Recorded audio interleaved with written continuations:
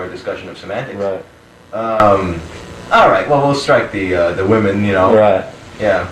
You enjoy striking women. No, I've never hit a woman in my life. Never hit? Not in your whole life? Oh, once. Not even by accident? No, once I did a very large woman in college once struck me. And I feared for my life at the time, so I just kind of smacked her back on the shoulder and ran out of her apartment. Ah, what were you doing in her apartment? Well, I was in college at the time, you know. In her apartment? And you know how fun-loving college boys are. Oh, yeah. And now, with a review of the film Private Benjamin, we'd like to welcome back Friday's entertainment critic, Larry David. Larry?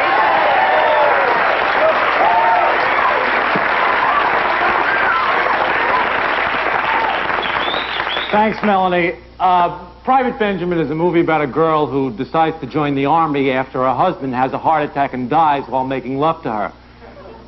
I'll tell you something. I know that's one way I'm not going to have a heart attack. Not while I'm making love. Making love. You still call it making love if the whole thing's over in a minute and a half? I make love. But I'm really maturing sexually. I've gotten to the point where I can sleep with someone who's intelligent. Used to be I could only have sex with women who couldn't read or write. Of course, having sex with intelligent women has its advantages and disadvantages. One advantage is there's very little chance an intelligent woman will ask you to tie them up. I'm not tying anybody up. Come on, who am I, Roy Rogers? Of course, the biggest advantage in sleeping with intelligent people is that after it's over, they don't like to sit around naked. I hate to sit around naked. When it's over, I want to put those pants on. I want to put those pants on and pretend like the whole thing never happened. Believe me, the last thing in the world I want to do is sit around naked. First of all, my couch is vinyl. Come on, you can't sit on vinyl naked. It sticks to you. You get up, you got a 100-pound couch on your back. Larry is an enigma. I think he's the kind of man you want to spoon with. I think he has integrity. I think he has a lot of moral fiber, a lot of principle. I would say that he's not in reality. Lazy, undisciplined, sad, bitter, angry, rageful, dangerous. Big old wannabe movie star that clearly now has succeeded. I think Larry David is afraid of black people, so he has to have a crew around him. No.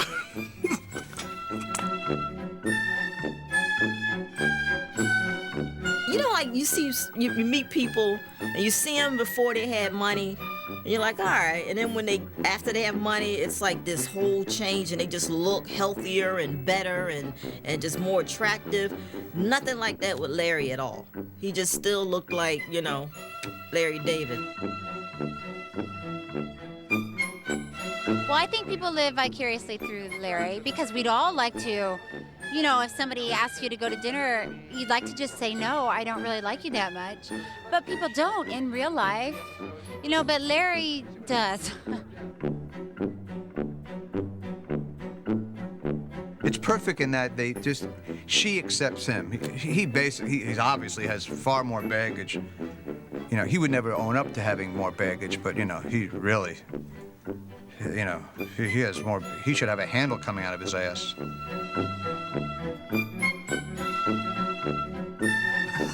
I also like about Larry that he can't fake it.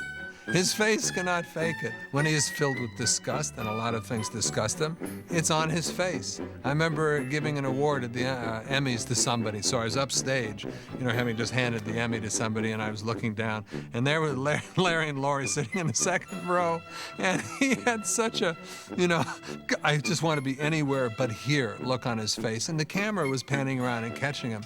He cannot fake, you know, polite. He cannot fake polite. Basically, I'm so immature that I behave the way 10-year-olds behave. That's how I am.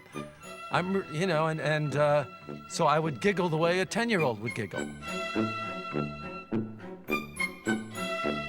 The greatest example of it, and we did it on Seinfeld, was when he went into NBC with Jerry to pitch the Seinfeld show. Nobody knew about Larry David. Nobody knew what he was, who he was. And in the middle of the pitch, you know, and Jerry's trying to get a network interested in a show. And Larry's in that meeting going, let me tell you something, this is the show. You can't change it. This is how we do it. And you can take it off the air, but you're not changing it. And, you know, if you try, we're out of here. Which is a sort of an insane stance from an unknown guy. And then looks at Jerry, you know, and goes, too much? Should I not have said that? Maybe that was too much, right? It's confessional humor from the word go, and he can't tell me that anything he's done, he hasn't really done in some way. In some ways, he's a terrible human being because for him to confess all of this means he's thought it.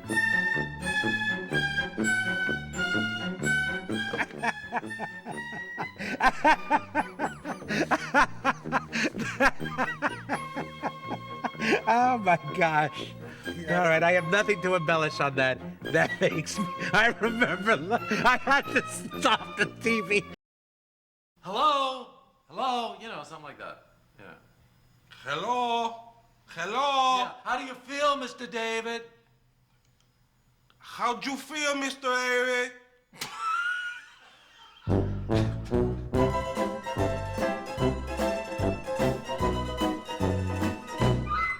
Start acting. You know, tell you what, how'd you get that sandwich at the deli? How'd you get that sandwich? What do you mean how'd I get the sandwich? You gave it? Oh, yeah, I bribed him. It's not me, it's Larry David. Sorry, everyone. I'm getting it together right now. Don't get involved. Don't talk. Don't participate. No dialogue, okay? Don't participate. Don't get involved. I mean, guys, is there something wrong with you? What the fuck? What the fuck are you doing in my bed, Larry?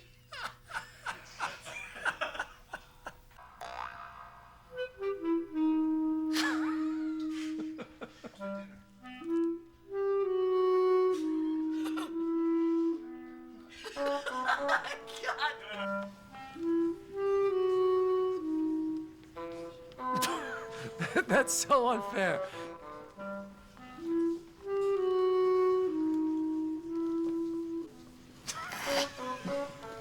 He goes like this with his eyes. That's all? His eyes. Oh, don't do that. Okay, fine. I'm not so sure.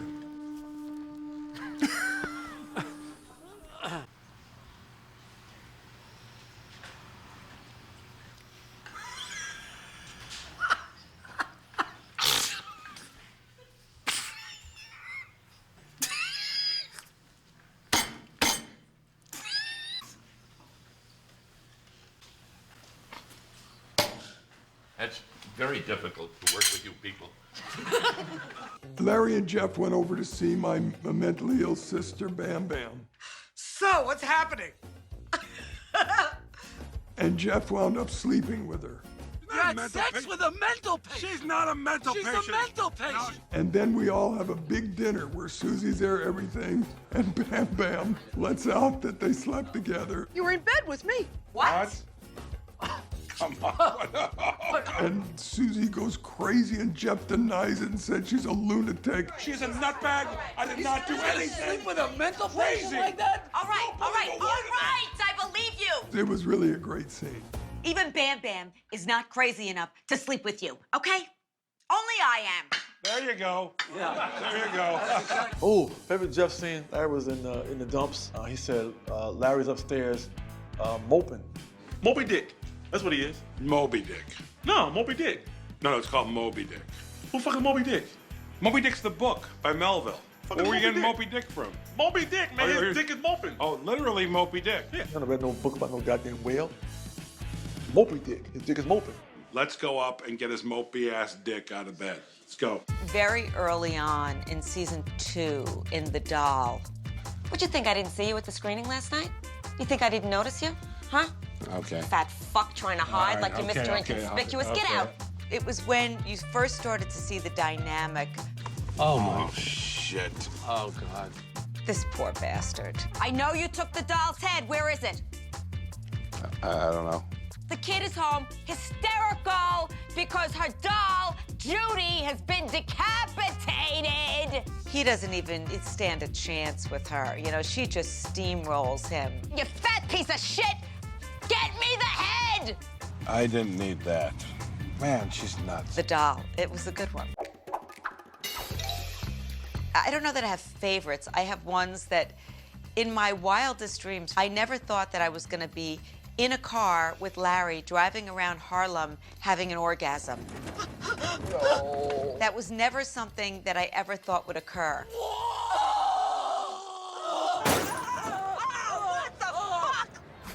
Oh, so many Susie moments, man. There was a scene where she came in the house and she's cussing Larry out. Oh, bullshit, you're a fucking What? liar. Yeah, I did that? It's our first time meeting Leon ever. Who the fuck is this? Who's this? That's Leon, Loretta's brother.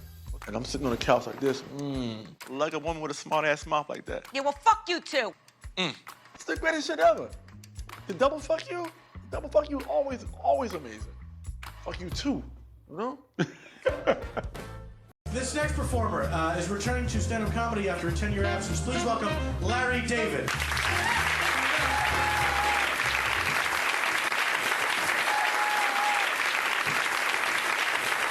Thank you, thank you.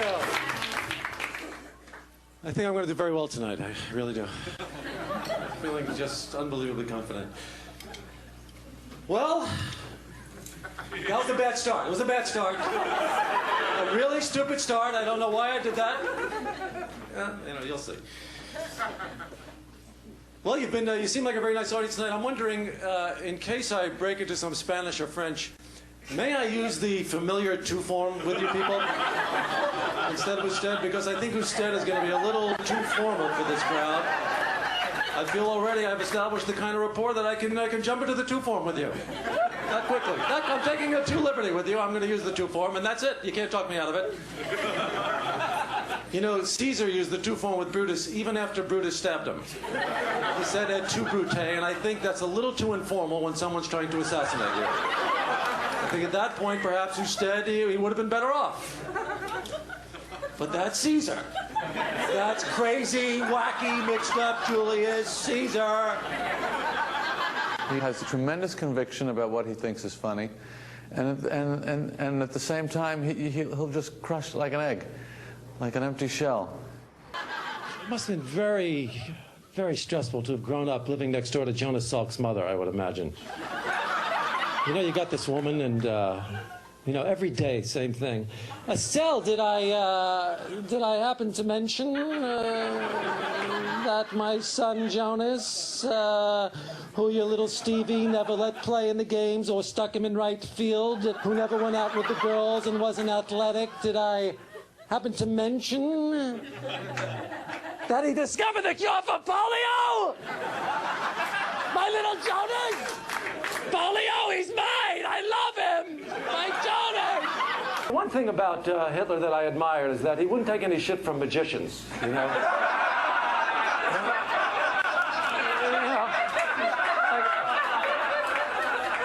Hitler was a big fan of magic, and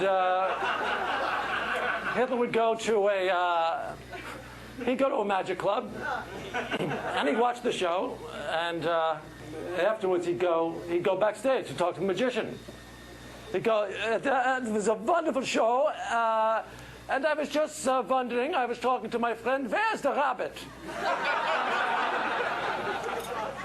I'm sorry, mein Führer. I'm really glad you enjoyed it, but we're really not allowed to tell about the secrets. You know, they're tricks. We're not allowed. Yes, I understand you're not allowed to tell, but just tell me, where's the rabbit? Mein Führer, it's a union thing. We just, where is the rabbit? You will tell me where the rabbit is now! What's wrong? What? Why can't I look around? There's nothing for you. There's nothing for you. There's nothing for you over here, Larry. It's all good. Just relax. Maybe I'll stop by more often. Why don't you stop by more often, and maybe you can come out here in your fucking underwear or a tank top or some shit like that. I want to see what the fuck is going on. Ain't nothing going on here. There's nothing you gotta see in here. You cross this fucking threshold. You can't get... Larry, I promise you, Larry, you don't want to come here. First of all, Larry, you're my best friend. I'm not your best friend, really. And right now, I'm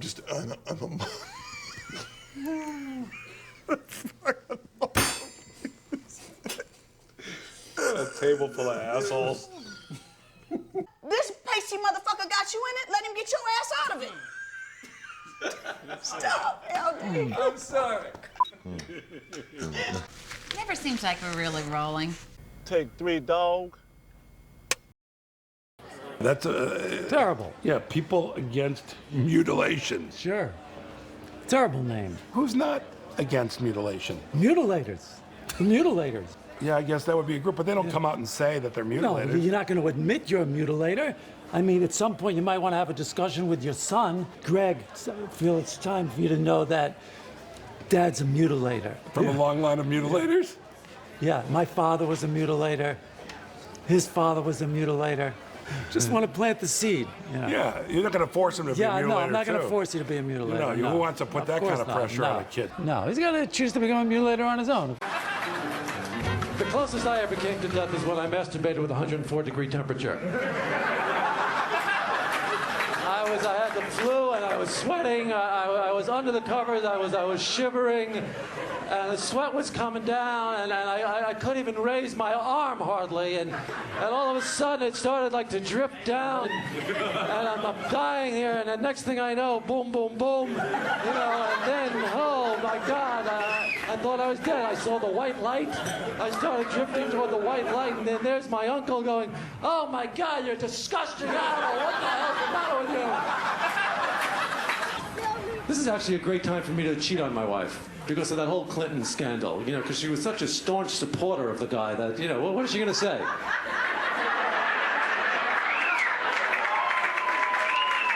I could do whatever I want. Come on. Did Clinton actually think that he was going to get blowjobs from a Jew and get off scot-free? What was he going to do? The guy never got, obviously he was never with a Jew before. He thinks he's going to get blowjobs? Blowjobs! From a Jewish woman! And that's going to be the end of it? No consequences? What, is he crazy? Let me ask you a question. Who do you think has more freedom? The married man in America or the single man in communist China? I gotta go for the single guy in communist China. Come on, no contest, you know. I mean, I'm a married guy in America. I can leave the country, but I can't leave my house, you know.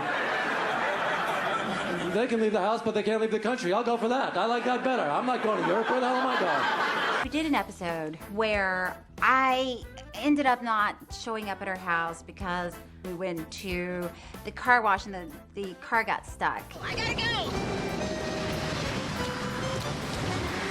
And then at the end of the show, the chef had Tourette's. Fuckhead, shit-faced, cocksucker, asshole, son of a bitch! So everybody was cursing at everybody. Scum-sucking motherfucking whore!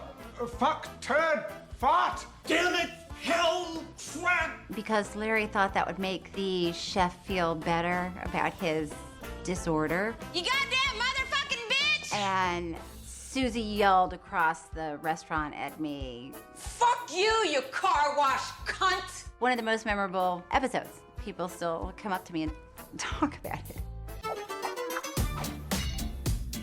One of my favorite moments with Larry was the ski lift episode, where I had to pretend to be Larry's Orthodox wife. How did you two meet? Interesting. We met at a Hillel mixer, a function. Oh, in college? Yes. I was in the band. Pretty swinging in those days. Yes.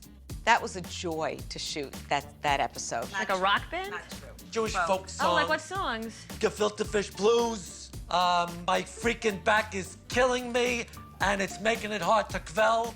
We just had so much fun. Get the fuck out of bed! One of the greatest scenes is when Larry wanted me to snatch a purse for him. I'll do that shit.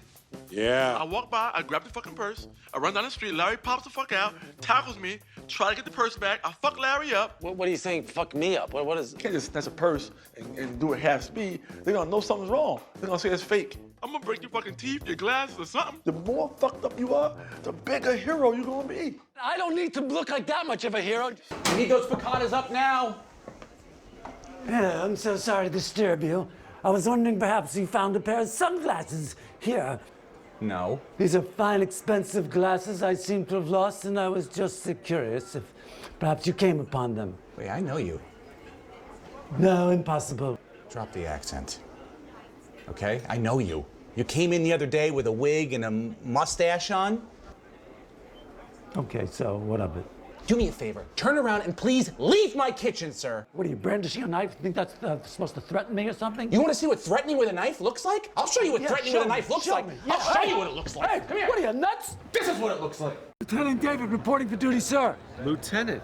I elevated myself somewhat, yes. Okay, well, are you ready to at least die for your country? Well, not really. Not really. I'm ready to play dead for my country, which nobody could do like I can if I put my mind to it. And I got news for you. All Davids have avoided military service since we first set foot on these shores in the latter part of the 19th century. My father avoided World War II. Seems he had a heart murmur. All Davids have that murmur. It's our hearts murmuring, I'm scared. I'm scared. You want me to go shopping for towels? It'd be nice. By the way, you can pick those up with the towels. It's a list. Bonito flakes? What's bonito flakes? It's fish food. It's a garnish. A garnish? Like parsley. Oh, okay. Persimmons? You eat persimmons? Antioxidants. No stone fruit? What's a stone fruit? Anything with a pit. I'm telling you to kill me, Larry. I'll drop dead right on this fucking carpet. Okay. Give me some more examples of that shit. Plums, cherries. No, I know peaches. what has a pit. I know what has a pit. Avocados okay? have a fucking yeah, pit. I know what has a pit. Just so you know, man. Yeah, you think you know more fruits with pits than I do? I'm just telling you. Even the oils will fuck me up. Even the what? The oils from the fruit will fuck me up. Larry, look. The man here to protect you. If this fucking man even sees a fucking stone fruit, he gonna eat the shit. So don't bring no stone fruit in the fucking house. So now I can't have stone fruit. Don't bring it in the house. If he sees it, he gonna fucking eat it. Even though he's not supposed to have it. What if I hide him? This man don't wanna be on a goddamn Easter egg hunt for some fucking fruit that you hide around the goddamn Well, he house. doesn't have to hunt. He's not gonna know where I hide him. What if I come across him? You're not gonna come across him because I'll hide him in such a good spot that you won't know, okay? How about if I lock him up? I'll lock him up in a safe. What, a fucking fruit safe? Yeah, fruit safe, exactly. So you can lock up fruit, but you can't get towels? It's a good thing they didn't have answering machines when they were trying to form posses, you know? Because everybody would be screening, you know what I mean? Larry, this is Sheriff Robbins calling. We're getting a posse together this afternoon around 2:30. We're gonna meet by the old Red Barn. Geez, we sure appreciate it if you can. Sure appreciate it if you can make this posse. So we're kind of short on guys, and we only got about 3 or 4 guys, and shit, we can really use you. You know, we're gonna be going after the Fontanado gang and some tough motherfuckers, boy. And you better bring some warm clothing. It's gonna be cold out there. It's colder and shit out there, and we're gonna be gone about maybe about 6-7 days. So you know, stock up and. That Fontanado guy, I gotta tell you once again, they're tough. So I sure hope you can make it, and I hope to see you out there. Then you 2 weeks later, you run into the sheriff in the town. Sheriff! Oh my God! What happened? I got home at 3 o'clock. I just missed your message. How'd the posse go? Did it go okay? What happened? Did you catch him? I never found out. What happened? Oh, I was so pissed off. I tried. I went over to the Red Barn. Nobody was there. They told me you just left. Oh, shit. I'll tell you one thing. If I was ever in a situation like that, and the day ever came where I couldn't wipe myself, that's when I call Kevorkian. Come on down, Jack. You know, I need your help. If I'm checking out, bring the injection. And, you know, that's when mercy killing should be tolerated. Thanks for getting me this gig. It's been really just delighted with this whole thing. I think we've come to the end of the line here. I know, it's very disappointing to all of you. And me too. But, you know, this is what happens when you run out of nothing. Thank you very much. Good night. This is how we do it. All right, let's do this, baby. What kind of stain was it? Ejaculate. The what?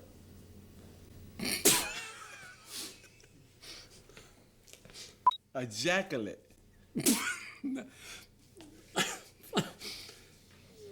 Not ejaculate.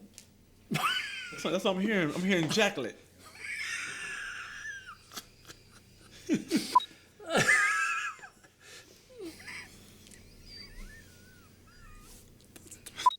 Spell it. Okay, I brings it with the ruckets. Ain't no shortage of ladies in my stable. You hear me? That's all I've done. Just laid in bed and gossiped all day.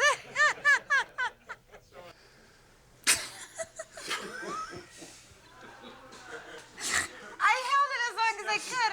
Get your shit together. Are you experiencing discomfort?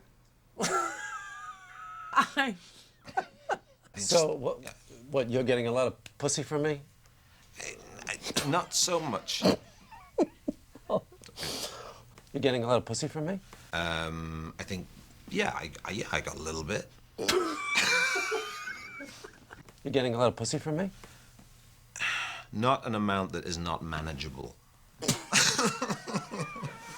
So you're getting a lot of pussy?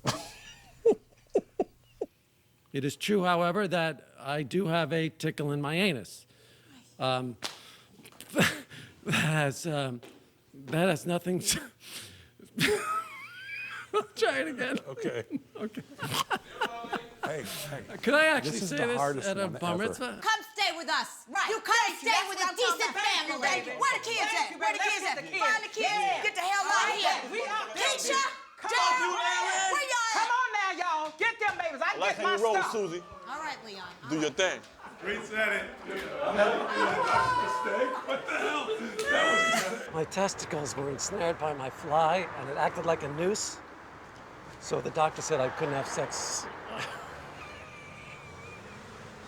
I'm sorry. I'm sorry. I really enjoyed doing the scene with him where I explained to him that he had to cover for me and say that the lady's underwear that was in my glove compartment actually belonged to him. I told her they were your panties. What? Teaching him how to do it to prepare for Susie and other people. Who are you? I'm Larry David. And what do you happen to enjoy? I happen to enjoy wearing women's panties. Let's go. That was a great fun for me. But it's all great fun, man. Who are you? I'm Larry David. I happen to enjoy wearing women's panties. Oh, it was the Seinfeld year where he and Jerry were writing together, and they had an office, and the assistant wore T-shirts which showed a little bit of a belly roll. It was highly insulting. Even if it was a man, I wouldn't want to see that. That? Well, that, you know. Why do you keep doing this? Do I? At the very end of the season, Larry is on a roof. At the last minute, he falls and grabs her by her belly fat. Oh, Larry! Oh, Larry! Hang on, Larry! That is the most inappropriate moment you could ever devise. And that's what, you know, I think makes so many people laugh about Larry.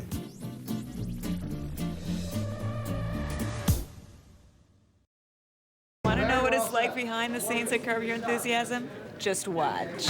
And action. HBO takes you behind the scenes for an exclusive look at the new season of Curb Your Enthusiasm. The new season is the one that we're most excited about. This season is more of the same yet different. Just knowing you is a fucking liability, okay? We were in there, we're having the interview, it's nice, and then you show up. What the fuck? You have ruined my life. I have to live with this now. I am fucked, and you fucked me. Season 6 has introduced 3 wonderful producers. My old buddies from Seinfeld working on the show this year. Berg, Schaefer, and Mandel are smart and funny. Their first sitcom job was on a sitcom that I starred in. They're known as the Three Amigos to everybody here. They came on in kind of a writing capacity. It's Larry and us and trying to do whatever's funny. It's 3 more minds that help us bring the stories to life. We spend the same amount of time, just like we did Seinfeld, doing what we call like comedy geometry, trying to figure out how to make these stories work, set up, blend together until you got an outline that you like. The hardest part is figuring out the outlines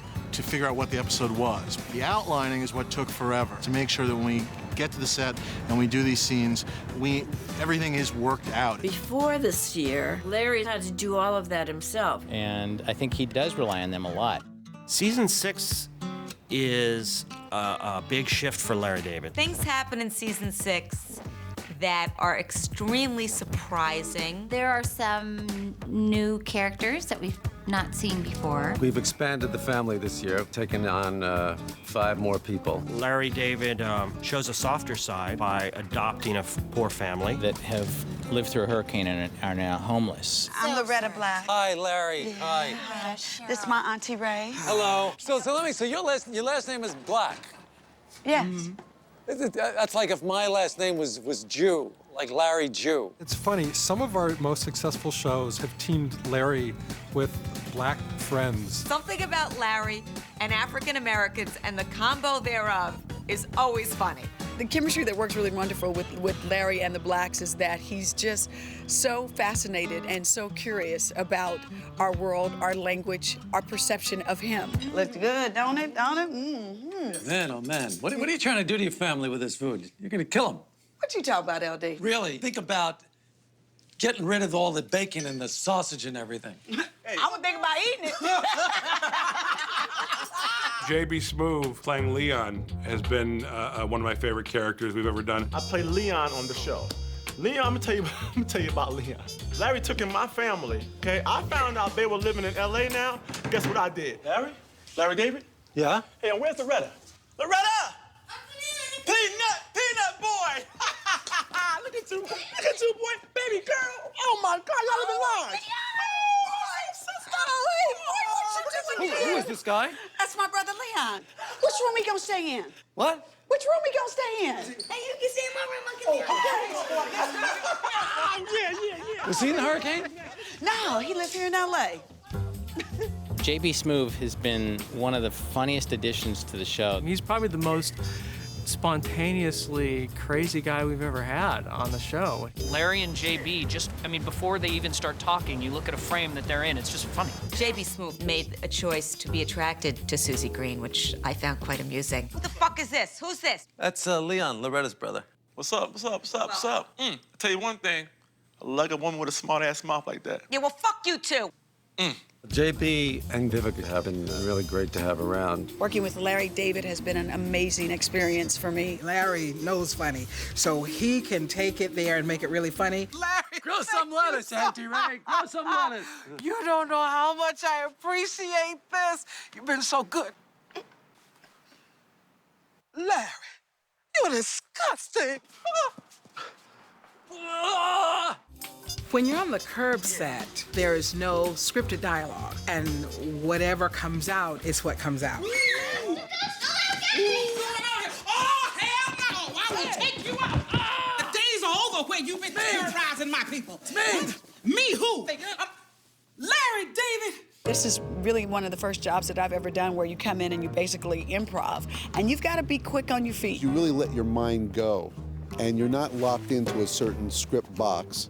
So anything can happen. Improvisation is fabulous. I mean, and it's kind of scary, but at the same time, you're really writing and creating the scene, so it's just that you have to be a better listener. There's the whole element of, is this funny? Is this working? Is this the right way for the story to go? Maybe this character should be doing something differently. I don't know where where this place is. I can't find this place. That's a chofer. What? Make a left turn and take us home. That is all we need to do because my sister not doing That's it! That's it! That's it! I can't take this anymore! Charlie, pull the car over! The McEnroe show in particular is one of my favorites this year. He's very funny. He was able to improvise. I got to tell you, this is awesome. Thank you for this book. Oh, God. 3 legs! There! No! Oh, God! 3 legs! It's definitely different than the things I've been involved with before. You're sort of just working with an outline and you're sort of improving, so I'm not used to that at all. We don't really even have a script, we just have an outline. There's an outline that's written that I read months before we go into production. I don't look at the outline again until we're actually shooting, because if I look ahead of time, or if guest actors have it a day before, 2 days before, they're gonna think of ideas. And on this show, you don't want ideas. It's all there. You want it to be fresh and in the moment. All right. All right, my friend. See you at Danson's. I'll see you at Danson's. Okay. What are you gonna wear? I'm gonna dress like a little Dutch girl. What am I wearing? It all comes from Larry's sense of story. He sets it up so the dialogue pretty much writes itself. If you know who all the characters are, what they want, and what they're doing in each scene, and where the scene begins and ends, the scene is basically written. No, Mom. It's not long distance, even if it's in India. They know what they're doing. They call. Okay, Lloyd. They He's call got these back. great What? Cuban cigars. No, I so can't we're talk to you, smoking Mom. these cigars. Excuse me? Who are you talking to? Talking to myself. Well, you're doing it really loud. Maybe if you talk lower to your friend, I'll talk lower to my other self. Great. Okay? Yeah, good plan. All right, good. Jesus Christ. I'm What literally a sitting, schmuck. minding He's my own been talking business, on and his this cell guy's phone talking to himself. the whole Literally, dinner. He's still doing it. When I first started working, Larry did not show me the story outlines, but he does show them to me now. But once in a while, he'll do something just to shock me. I think I have a fever, and I can't see bouncing back from this anytime soon. Please tell me you are not coming on to me. Okay. I think my favorite part about doing the show all these years has been the feeling that we were creating something unique. Being on the show has been incredible. My favorite part about this job is really being on the set. It's the best set that I've ever worked on in my life. People are cool, people are having fun, we're all laughing. It's just so great because the crew, I love these guys. It's all about being part of a team and helping to support the show. Everybody definitely feels like a family on the show. People have known each other, they have gotten along for many years, so there's a huge family atmosphere. And I gotta tell you, it's kind of like being in a lifeboat that's sinking. You know, you either come together and try to make this thing work, and it brings you together, or it doesn't. We all just really trust each other because you have to, because you don't have a script. You're not sure what's gonna happen next. So you either have to just all get on the same page and work as a team, or it's never gonna work. We've all been together really since season 2. We had assembled this fantastic group of people who all give everything. I mean 150% every day. My favorite part of Curb over the years has really been the people. It comes down to the people and the camaraderie on the set, hanging out with the people. My favorite part about my job is the creativity, to be part of the creative process, to help Larry make people laugh. I have a lot of favorite moments. One was this year in the first episode, Larry and I have a physical confrontation. He tries to leave my house and I don't want him to leave quite yet. We're gonna get No, don't go anywhere. No. Sit down. Sit down. Sit down. Get out of here. Sit down. This whole show is run on instinct. It's not run on any formulas of any kind or any rules of any kind. Larry is so funny that I think it's just gotten to a point where it all becomes very natural. Is that the way the flowers looked when you stole them? Absolutely. Problem? Yeah, big problem. Oh, that's the way I got them. Come on. What? What's wrong? They should all stand up. That's what flowers do when they're healthy. Right. Stop picking up the petals, okay? Well, I don't want to make a mess. Yeah, don't worry about it. You made enough of a mess. It's an improv show, so they think up stuff right before we roll. This show is completely ad-lib and very risky. I got a beautiful colon. You want to take a picture of my colon? I have a VHS Fine, of mine. Fine. You can put my colon up next to your colon. We'll see who's got a cleaner, I'll healthier have a colon contest with you anytime Anytime you want to have a colon contest, Yeah? buddy. Yeah. There's no subject that's off limits. He just doesn't know when to stop, and he always pushes farther than any of us in real life would do it. But see, what that does is it creates comedy. She knows. What? You know, You're a rotten apple for you. I'm a good apple. Good apple.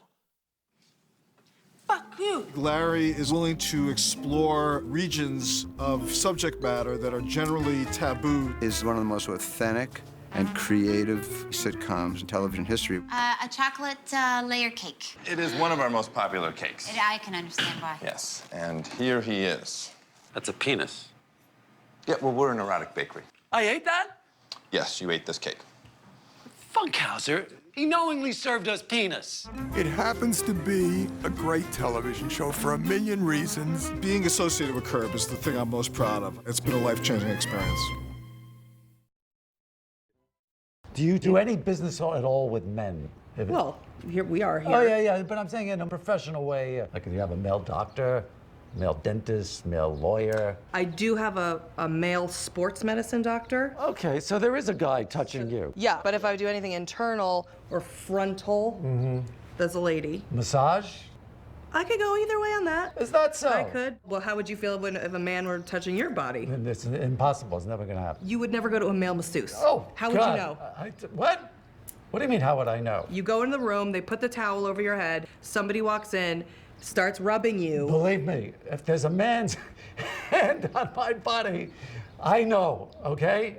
I'll take any blind test you can give me. What about a regular doctor? I go to a guy urologist, and you're right. Well, why shouldn't I have a woman sticking a finger up my butt? Wouldn't that be better? Wouldn't it?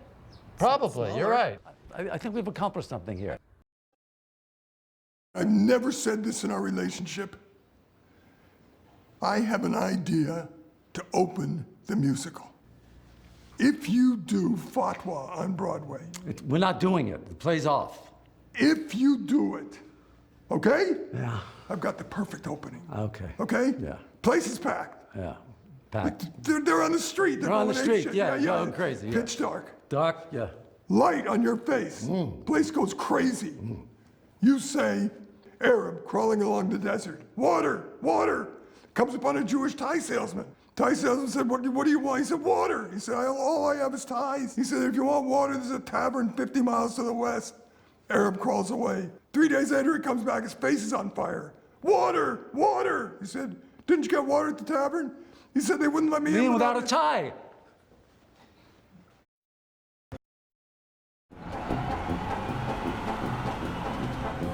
Sir, Olympic and Hauser? I'm supposed to go to, sir? I'm supposed to go to Olympic and Hauser. So what do I do? All right, so you take the 2 or the 16, 2 runs every half an hour, 16 every 15 minutes till 5 o'clock, then it doesn't run at all. Another 2 runs every 15 minutes till 3 o'clock, and then it also stops, except for Sunday when they both do not run. Okay, I didn't get any of that on the first It's one. simple, man. The 2 or the 16. 2 or the 16? Yeah. Where do I get these buses? At the fucking bus stop, man. How'd you get on this bus? At a bus stop, and I don't know where the bus stop is. Same option. You just get off this bus, stay there. Oh, stay there. Okay, stay there. Have you never ridden a bus before? No, I have, but not in Los Angeles. Okay.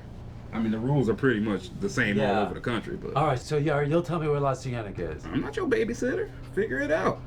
This bus is a very cold, unforgiving place. I don't like it one bit. Why are you on a bus? Well, it's a long story. Suffice it to say, sex is involved, and let's leave it at that. Never thought I'd break my dick. You get home, boil some diet ginger ale, and sit down very slowly into that hot ginger ale.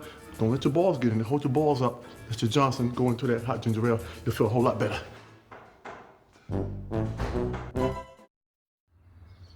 What happened in Tahoe, baby? I'm not going to tell you. Okay, here we go. Was it summertime or wintertime? Summer. Oh, see, I got you already. Summertime, you jump in that bed, big ass fucking bed like that. Oh, you do the kayak on the ass. You pretend you whitewater rafting. Yeah. Get the motherfucking oars. See that? You grab her by the fucking legs and you give it to her like this. Yeah, no, that's a rowboat. That's a rowboat. Okay, this is a kayak. No. That's a fucking canoe. You canoeing right now. Canoeing, that's that shit. You 2-2, 1-2, 1-2. Thought they were the same thing. No. Two different fucking, whole different kind of shape of boat and every goddamn thing. The normal kayak comes with the goddamn little paddle. I get rid of the fucking paddle. Oh, right. Oh, that thing, yeah. I'm oaring her legs. See this? Okay. See that? So sex to you is rowing on a kayak with oars. With oars. That's sex. That's what it is. No, I'll be right there. I'll be right there. Oh, hi. What's going on here? Oh, it's just a little party. How come I wasn't invited? To the party? Yeah, why wasn't I invited? You just had dinner at my house. I know. That was so nice. And we had a great time. Okay, so how come you're not inviting me? Where's the reciprocity? Well, I'm going to reciprocate, but not this one. You're going to reciprocate? This was the opportunity to reciprocate. This is your first thing after I invited you to something. That's not how it works. You know, I don't think you know anything about reciprocation. I do. Do you? I don't think so. It's tit for tat, okay? It's not tit, skip a beat, skip another beat, and then tat. It's tit, tat, tit, tat. I thought that was vengeance. Tit for tat, eye for an eye. That's what social things are anyway, are they not? They are not.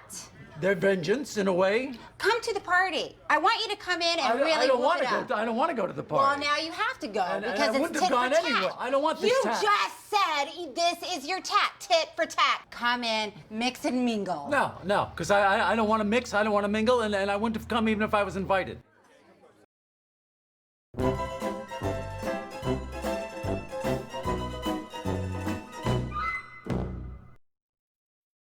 Did you bring a clip? I understand. Yeah, Everybody's and activated. it's actually appropriate to what we're talking about because I think one of the reasons why so many of the scenes work are because they're true situation comedies. It's really about the situation and the characters. And when the situation's set up in such a way that's going to be a funny situation and the characters' relationships are already set up, then the scene just works no matter what's happening. And also, for me as a comedian, it's such a it's so freeing to work with Larry because I so trust his comedic instincts. I never have to think about being funny. I just know whatever situation he set up is going to be funny. If it's supposed to be funny, if it's not supposed to be funny, it's not going to be funny. And I could just completely get into character, put on those outfits, get into character, and go with it. So I chose the scene from The Doll. Let's look at it.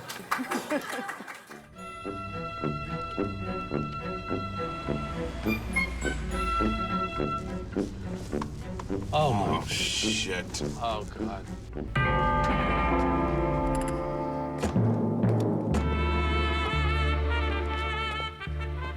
Where's the head? I know you took the doll's head. Where is it? Where's the fucking head? I don't know. The kid is home, hysterical, because her doll, Judy, has been decapitated. Because you two sickos took the head for God knows what reason. Some voodoo shit you're doing. Where is it? Stop scratching your balls and tell me where it is. All right, just get me the fucking head, all right? Get me the fucking head, all right? Both of you, because I've had it, you four-eyed fuck, and you fat piece of shit. Get me the head!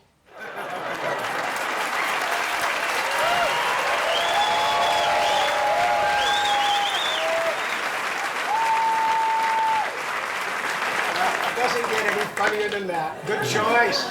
Good Wrote choice. itself. Bob, I want to ask you. You know, when we met each other you were in your 20s, I think, right? Yes. And you were one of these guys who was sort of knew the history of comedy. You knew the Marx Brothers. You did the PBS special on the Marx Brothers. Marx Brothers, W.C. Fields. W.C. Fields and Mort Saul. Right, and Lenny Bruce. And Lenny Bruce, right, that you won the nominated for. Where do you place Larry in all of these? Larry, I think, is the illegitimate love child of W.C. Fields and Phil Silvers. That's a good choice. When you were a kid, what did you laugh at? I laughed at Phil Silvers. Yeah, Phil Silvers. That was definitely my favorite One of your show favorites, of all right. time. Yeah. Right. And there was nothing was a close second to that. Larry, when you're writing and we're working this out, there is no like Bilko in your mind or anything. No. You got your own thing going, and you know. I can't think what's Bilko gonna do. Larry, you brought a clip as well. Everyone brought a clip. What did you choose? I was thinking about Larry as kind of the cultural impact of Larry. First of all, I think it's interesting, like W.C. Fields or some of these other people we're talking about that might be sort of we could compare to Larry. I mean, I sort of was thinking today, like it's kind of like Norman Lear and Archie Bunker at the same time, because you can't discount the behind-the-scenes impact that Larry David has. And my clip, there's two aspects to the clip. One is to illustrate that because, you know, Larry's, as Bob said, a purely instinctive person and really trusts that instinct and follows that instinct wherever it might take him. And he came to me and said, I think I'd like you to direct one of these, you know.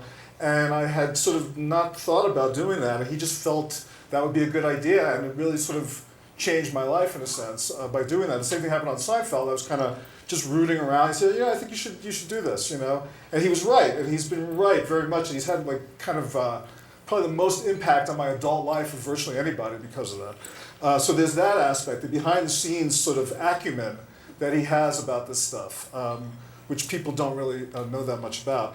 The clip also illustrates, he was talking about his stand-up and how he used to despise rich people in his stand-up, but I think in some ways he still has that kind of dichotomy, and the clip sort of is about how egalitarian Larry is, that he doesn't judge people based on who they are on the surface. He can get into a fight with Ted Danson or his friends, and he can hang out with Islamic fundamentalists or mentally retarded people.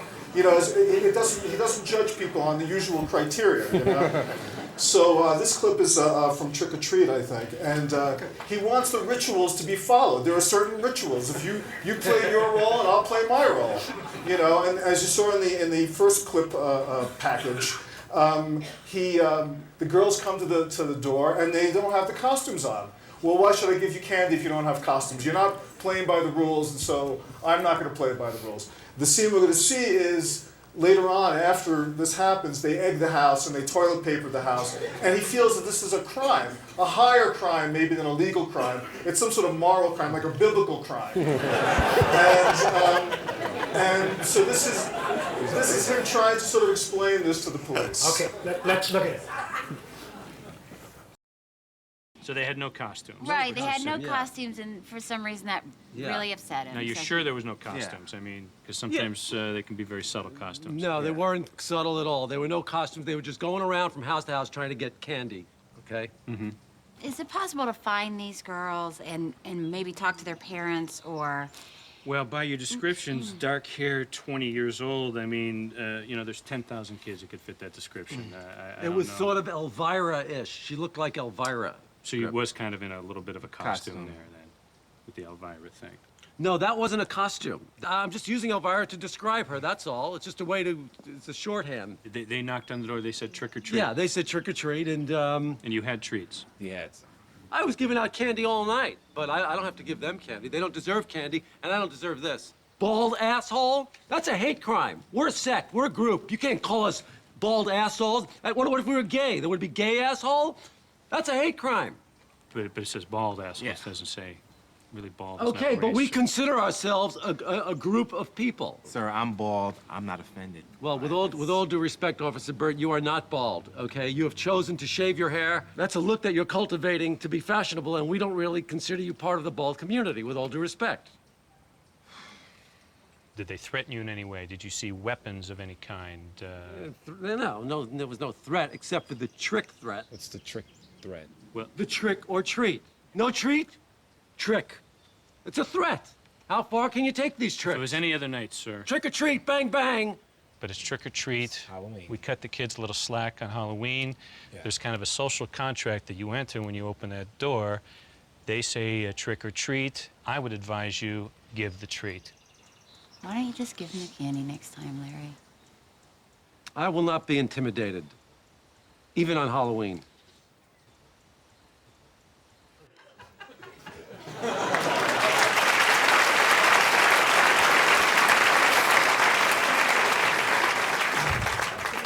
Jeff, what clip did you? I want to show the clip and then talk about it afterwards. Sure, All right? sure. Oh, I almost didn't tell you.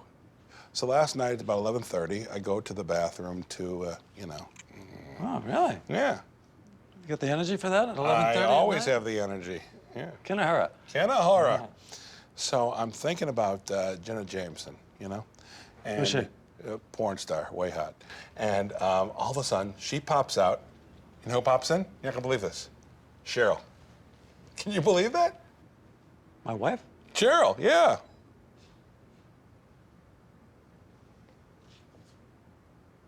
What do you mean, you use... Yeah, she was there. I couldn't believe it, you know? I just, boom, she was there. You can't control who pops in. She pops in. She pops in? Well, why did you pop her out? I tried popping her out. She wouldn't pop out. Well, she insisted on staying?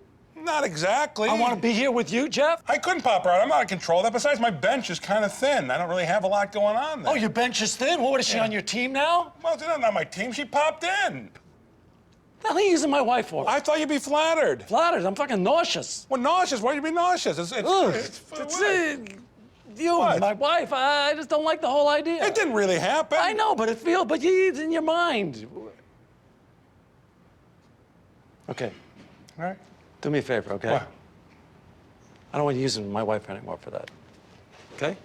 I'll never intentionally use your wife for What do you mean intentionally? You can't control who pops in. Yeah? You can't. Okay. Next time she pops in, pick your pants up and get out of the room.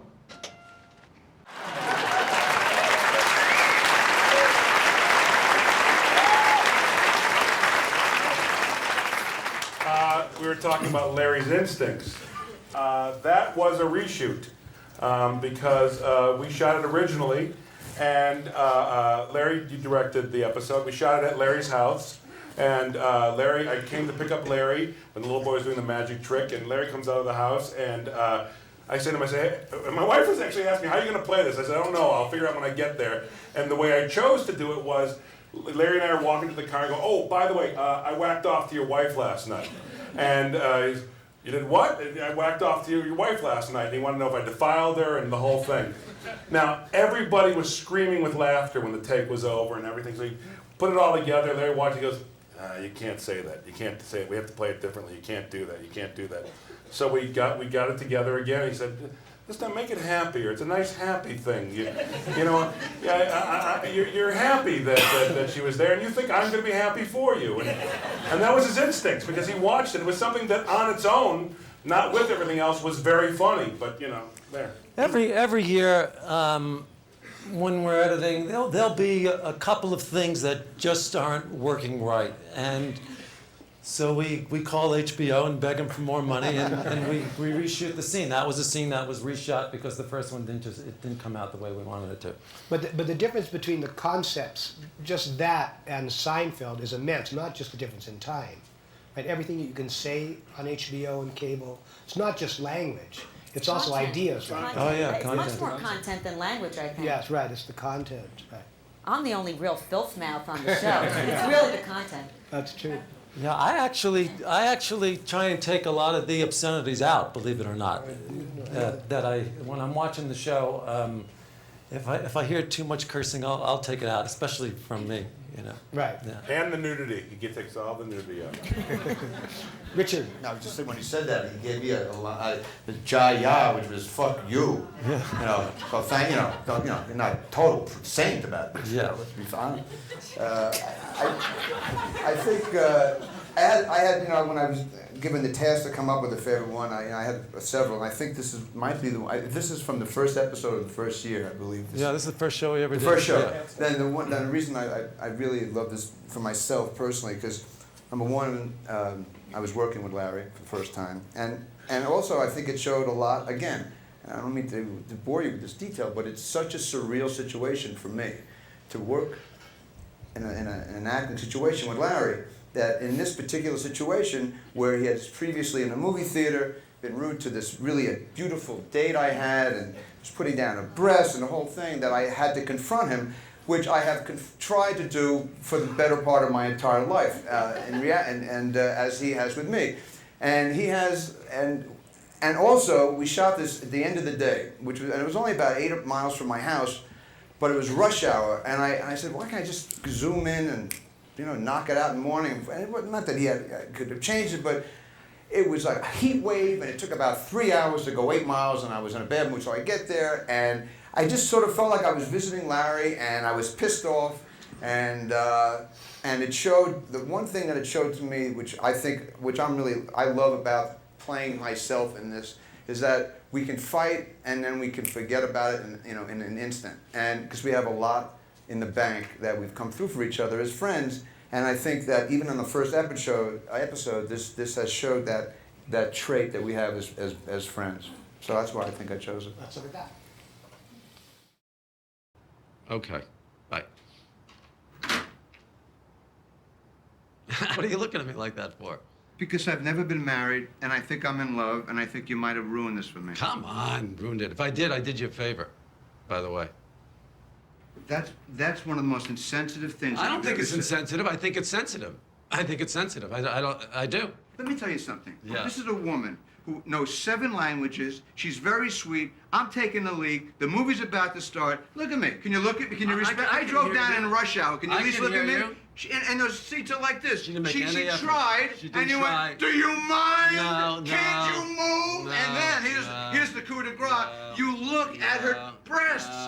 You're looking at my girlfriend's breasts. First of all, they're not breasts. They're not breasts. They're just big chemical balls, okay? They're not breasts. How do you know they're fake? I could take a guess. So maybe they are fake. What's the big deal? Nothing. Don't call them breasts. They're not breasts. First of all, I have that irregular heart thing, and this is not a good thing. I'm a recovering alcoholic. Yeah. This is all very bad. We're doing the litany now? What else is I have a lot. I can give you the litany. Do the finish. Want to know what my cholesterol was? 272. Okay. All right? All right. So I don't need this shit, man. Okay. I've known her for 6 weeks. We've already had intercourse. She's loving. She speaks 7 languages. Congratulations on the intercourse. Let me tell you something, Larry. Listen, Saturday night, do me a favor. I love you, all right? We have enough good stuff in the bank to get over this. But Saturday night at dinner, can we maybe try to have an apology from you? First of all, there's no way I can have dinner with you on Saturday night. That's out. Hold on. Am I hearing this? I'm not at dinner. You know, our relationship's at stake right now. Huh? Our relationship's at stake. Get out of here. You better call me later on, by sundown. By sundown? What are you, Gary Cooper? By sundown? What's going on? That's funny. You know, I'm trying not to laugh, but that's funny. Okay. You better call me by sundown. By sundown? There's a posse gonna come get me? That's right.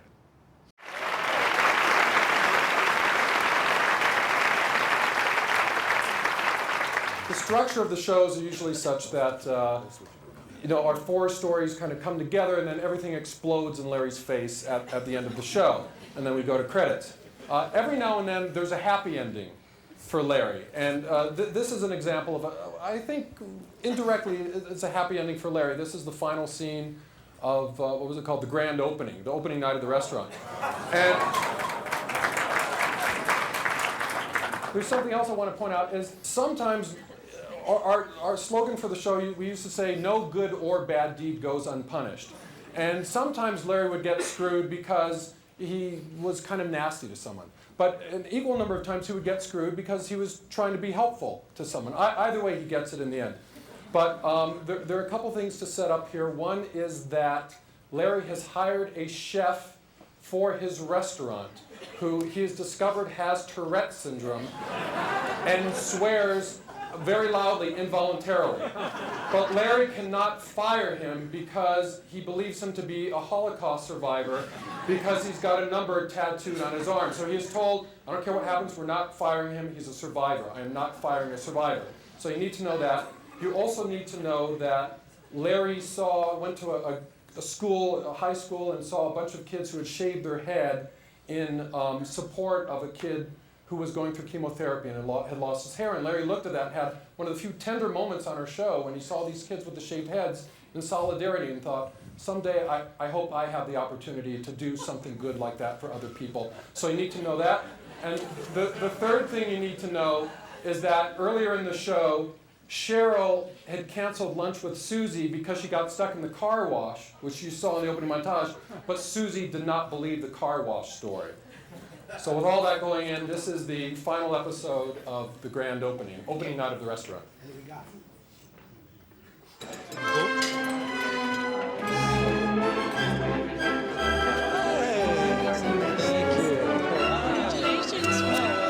Let's get that water.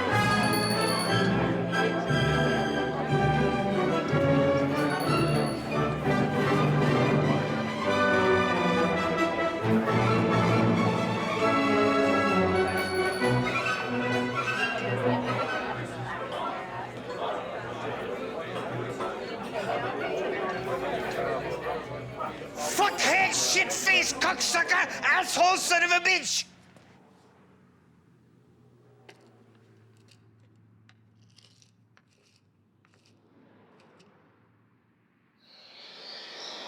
Maybe one day I'll get a chance to do something good for somebody like that. Scum-sucking motherfucking whore!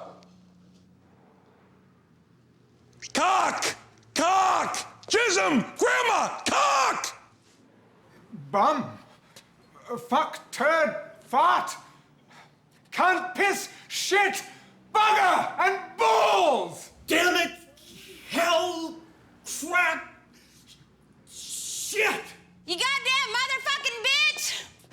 Fuck you, you car wash cunt! I had a dental appointment! Fellatio, cunnilingus, French kissing. Rim job. Right. Piss. fuck. Schmuck. Puss. Like Duckenslecker. Pussy, pig fucker. Balls. Boy cock, girl cock, E-I-E-I-O.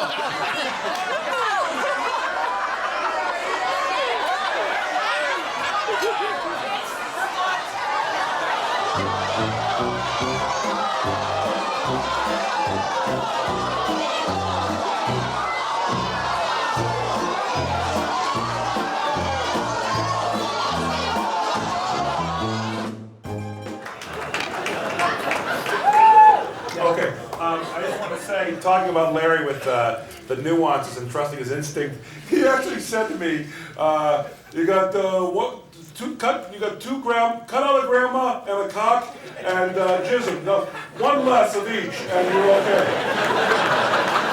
I remember that, and I did. He was right. Larry, what's the clip that you... We've just learned that there's going to be a terrorist attack in Los Angeles, and we're scheduled to hold this fundraiser, and Cheryl's fundraiser, and I kind of want to get the hell out of there. You know. Okay, we'll take a look at it. My brother, his best friend, works for the CIA. There's going to be a terrorist attack this weekend in LA. Wow. Yeah, Larry, I just don't see how we can leave this weekend. I mean, this whole NRDC benefit was my idea. I talked the Browdies into having it at their house. Alanis Morissette is coming to sing. I just know I can't leave town. Well, maybe, maybe I can go. And where are you gonna go? Could go golfing at Pebble Beach, Mm-hmm. Then at least, one of us would survive. It just seems like if we're gonna go, we should go together. Well, not necessarily. Almost seems a little selfish that you would want both of us to perish. So you'd be fine going on without me. Well, it would be very difficult at first, and sure, but hopefully I could, at some point, get back some semblance of a life. Okay. If you feel good about one of us dying and the other one surviving, and you can live with that for the rest of your life, then you should go golf this weekend. I'll think about it. Think about it.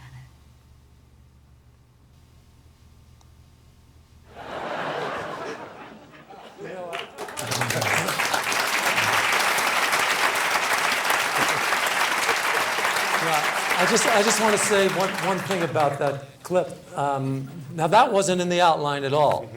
In fact, when Wanda left the house, the scene was supposed to be over, but nobody yelled cut.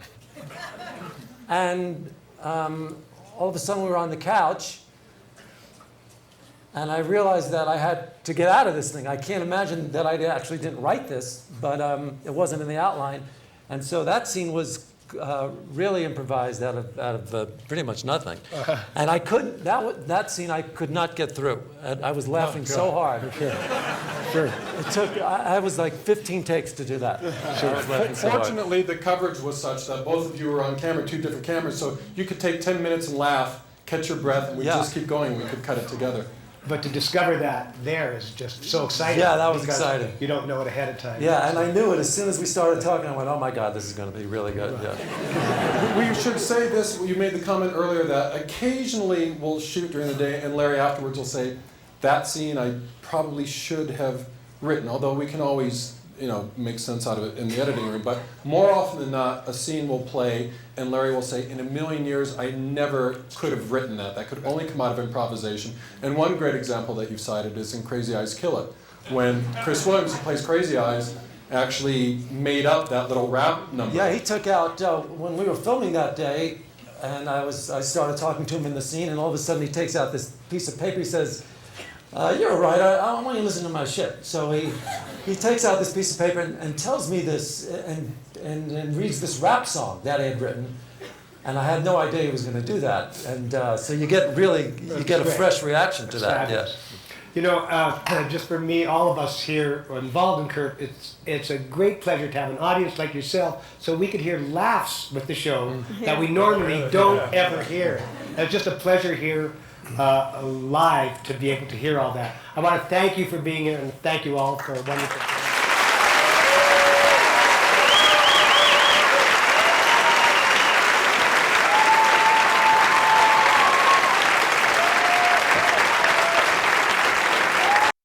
I left after the 7th season of Seinfeld. They did 2 more years without me. Then I came back and I did the final episode. Then I did a movie.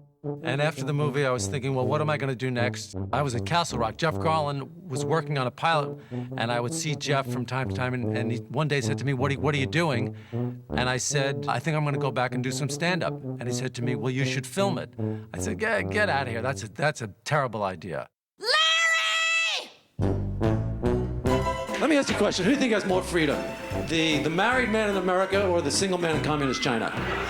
I gotta go for the single guy in communist China. I'm proud to say Curb Your Enthusiasm is one of the funniest shows ever on television. You're looking at my girlfriend's First of all, breasts. they're not You don't breasts. even know it's my They're girlfriend. not breasts. They're just big chemical balls. The Okay? show took off because I think the cast really felt they were involved in something really good, whether they admit it or not. I meant beloved Ann, not beloved Hines. Larry, I think you should just leave.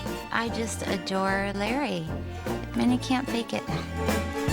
You sick fuck, Larry David. You sicko fucko asshole. It was just this kind of, hey kids, let's do a show in the barn kind of show in the beginning. Oh my God. It's a hooker. The legacy's been there since his first season. The legacy is a fact now. I think I'm adopted. I might be adopted. I think I'm adopted. I could be adopted. This is a sad day for the Golden Globes. It is, however, quite a good day for Larry David. I suspect the wife will be a little forthcoming tonight.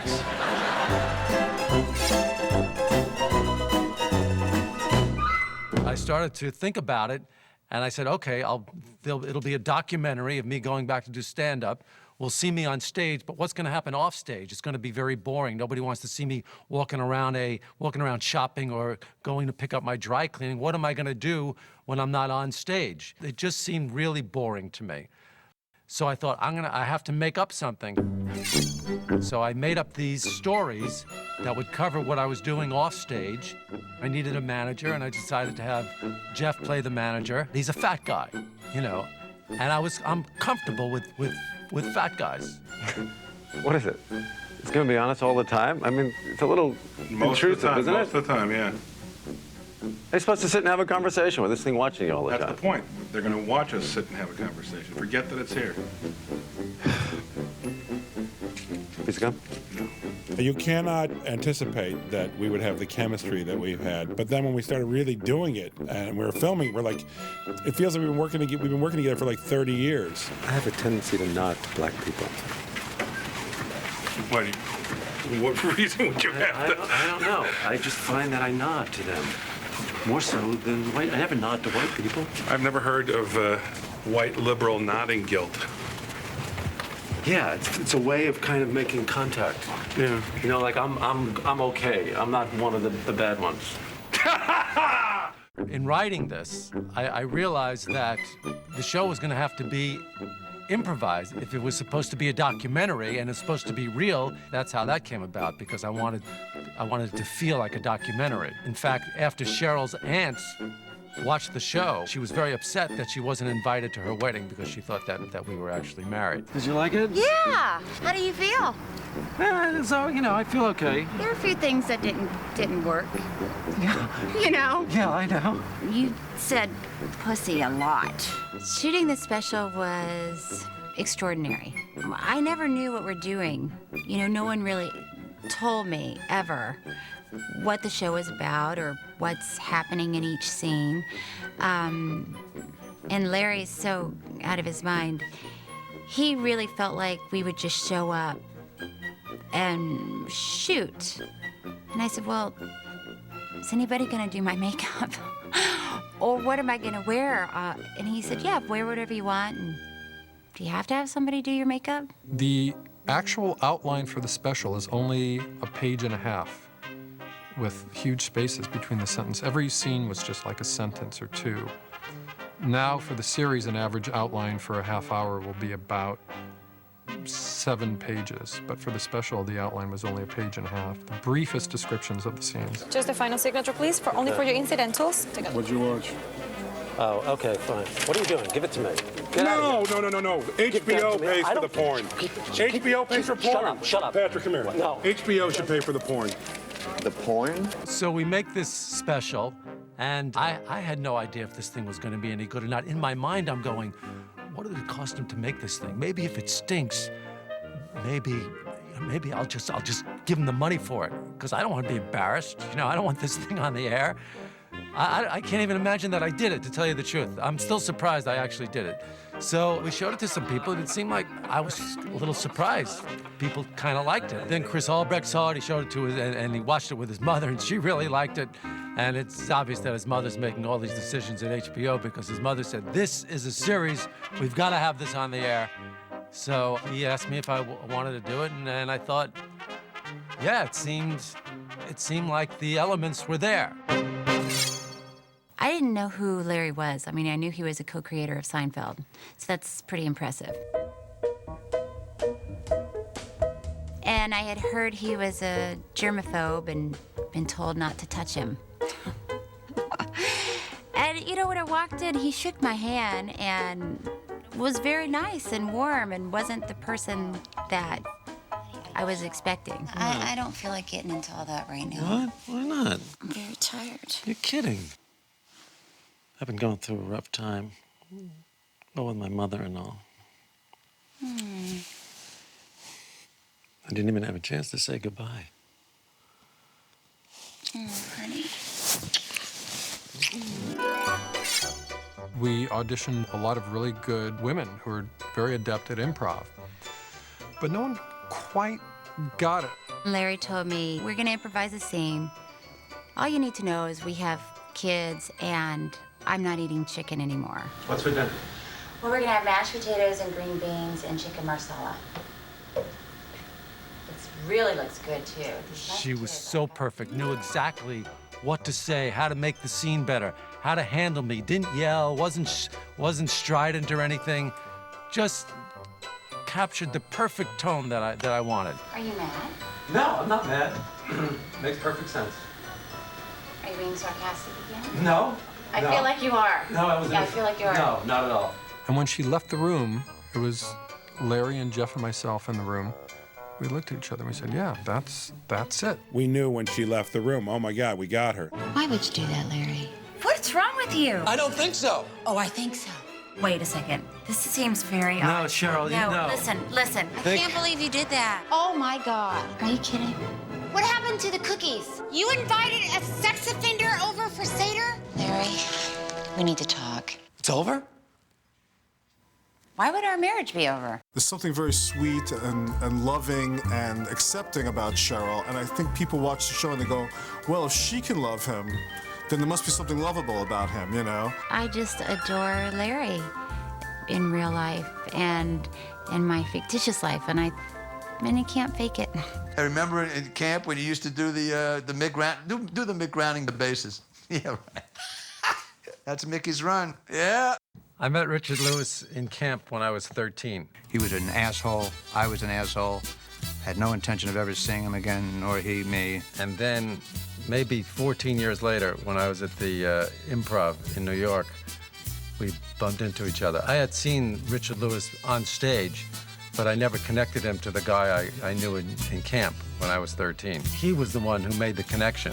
Thank you. Oh, you're welcome. The bracelet is right in the front. That's the first thank you in like over 2 years, by the way. I just want you to know. I'm just, you know. You haven't done anything for me to thank you for. Good point. So, huh? Okay. We became closest of friends immediately. We were absolutely inseparable, you know. He lived in a dump about 2 blocks from the improvisation. It was unbelievable where he lived. Unbelievable. And he played piano and drove everyone crazy. Played one song, I don't know what it was. It was like da-da-da-da, da-da. It's all he fucking played. I almost killed him once. I almost strangled him. I couldn't take it. I was breaking.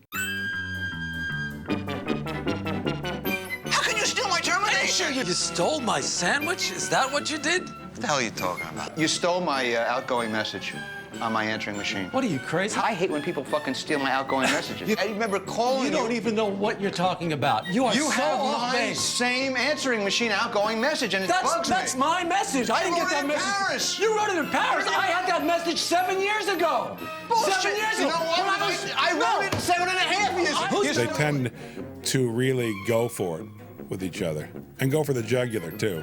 Our relationship off camera is exactly the way it is on camera. It's nice to have that kind of freedom with a friend, to be able to yell at him and know that it's not going to affect the friendship at all. In the bracelet, when we're in front of a blind man. How could you say blind man in front of a blind man? Even though we're riffing, it struck me, thankfully, that if I would tell this man that I had intimacy problems. I got my own problems, really. I'm a recovering alcoholic. I have intimacy problems. Oh, really? I just had a notion that Larry would go off the deep end and destroy me, which is fabulous. Terrible intimacy problem. I do have problems. I have. Get close to a woman. It's a terrible thing. It happens to be true. I'm just saying we're all the same. Yeah, all the same. He can't see, and you have intimacy problems. I'm a liberal. You guys have a lot in common, There's don't a you? lot of recovering people who are blind, too. Your problems are very similar to his. My goal is to basically aggravate Larry and go home.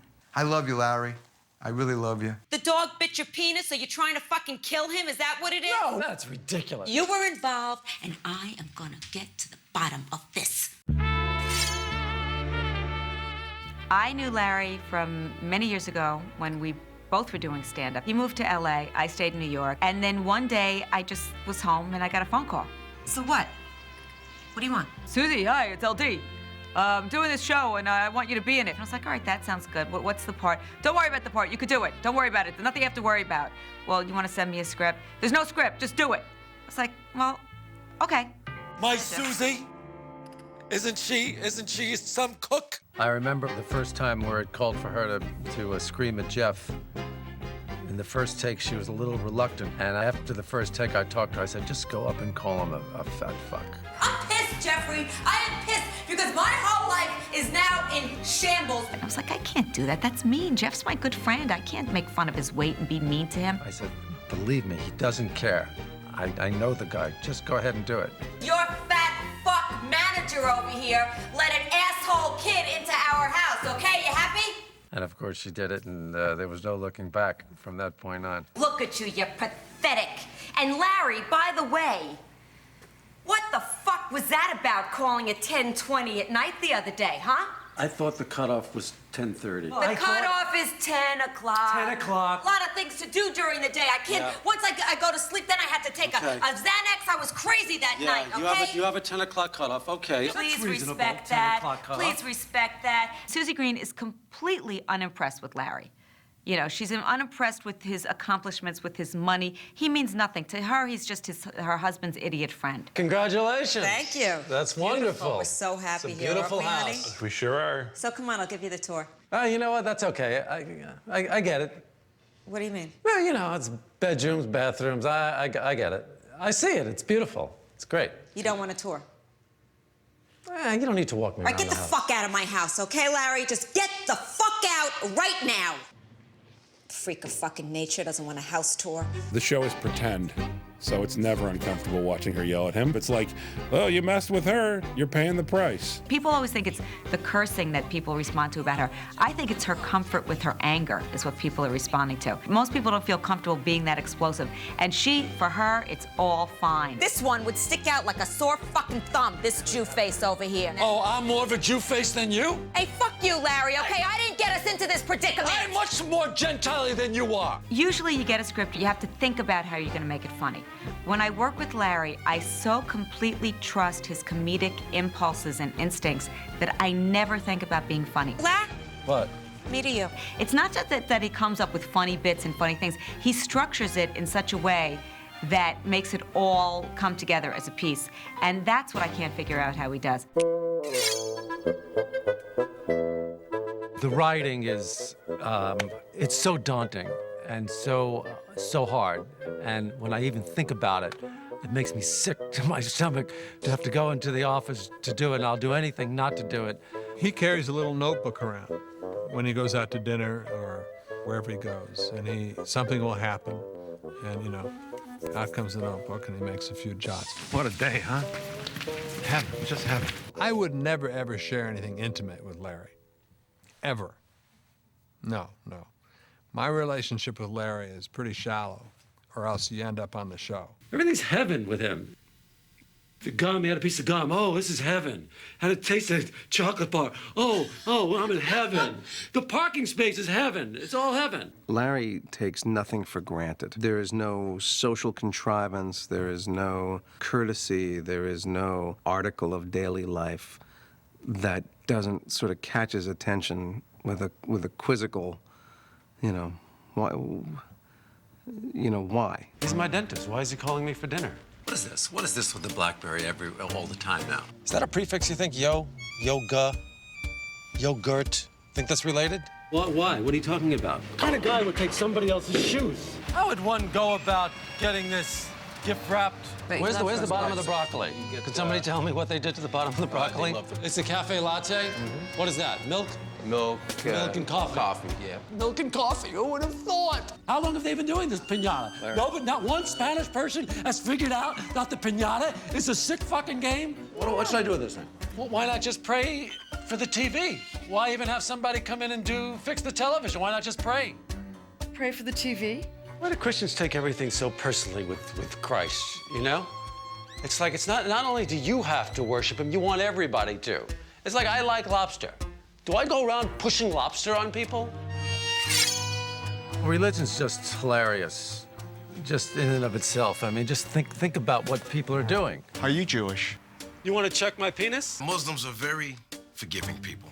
There's a lot of Meshuggah Muslims, though, running around. Are they not? I'm a Jew. To have the tree in the house is bad luck. You know, my guy might not... They think I'm switching or something. You know, he may not understand. I think your guy is going to be fine with it. Oh, my God. I'm Gentile. You're stupid. You're stupid. You're more stupid. You're much, much stupider. You know, you could really have very funny scenes with kids if you don't treat them like they're precious or special. You little snitch. Imagine going through your whole life without seeing a naked woman. Hey, I almost did. I love tits. I apologize. I just can't do anything. You're not a magician. You're not a magician either, Stuart. I am. No, you're not. Mm-hmm. Because you know one trick, that makes you a magician. That's not a magician. One trick's not a magician. That's what I try to do with pretty much everyone. I haven't seen a handicapped person in the bathroom, maybe ever. God, you know how archaic that word's handicapped person? That's like demeaning, don't you know? It's called disabled. Disabled? Disabled. Well, that doesn't sound so hot. I don't think they want to be treated with kid gloves. I think they want to be treated the way that everybody else is treated. And if he happens to cut in front of my car, becomes an argument that you would have if you're in one car and somebody's in another car. You'd just be screaming at each other. What the hell are you doing? What the fuck are you What doing? am I doing? What are you doing? What the fuck? I'm trying to walk here. You walk? You're talking on a cell phone? You almost fucking killed me, you douchebag. Learn how to drive that thing. Piss off, you douchebag, you asshole. fucking pussy. Piss off.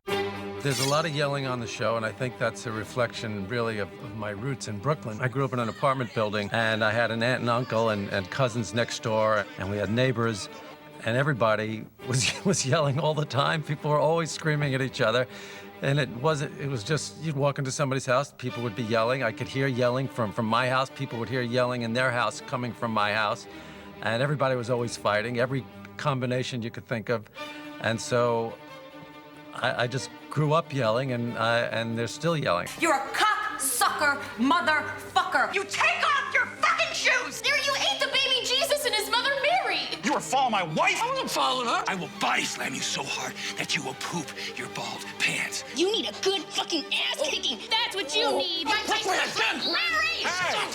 Get him, Joseph! Take it back! Shut up, Mary. Larry, you piece of shit! Thank you. Freak you! Get out right now! He's a racist, a bona fide racist who preferred not to work with any black people under any circumstances and gives all the good jobs to his white wife's white friends.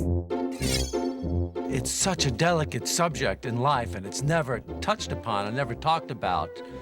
Race relations. That to be able to do this on the show is fun for me. Dr. Graham, this is my friend Larry David. Hi, how you my doing? dermatologist. Hi, really? Oh, yeah, what, for 15 years already? Even with the whole affirmative action thing? You have a racist dog.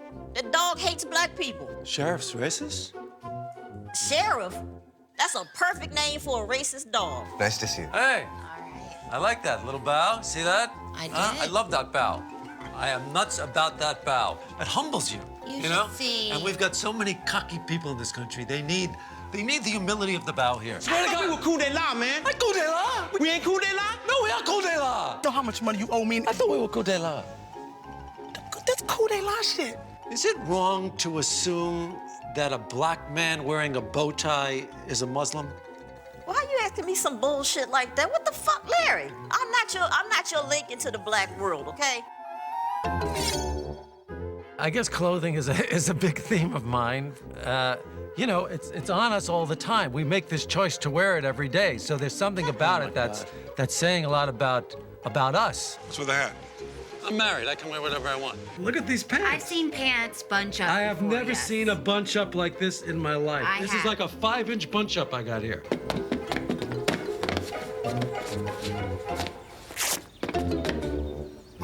me that! No! Give me that! No, this is my jacket! Hugh Hefner has your jacket? Hugh Hefner took my jacket. Now, is this cute? Not quite my cup of tea, but, you know, it's nice. All right, you know what? Fuck you and fuck your tea. Holy shit. What? I think I just saw my therapist.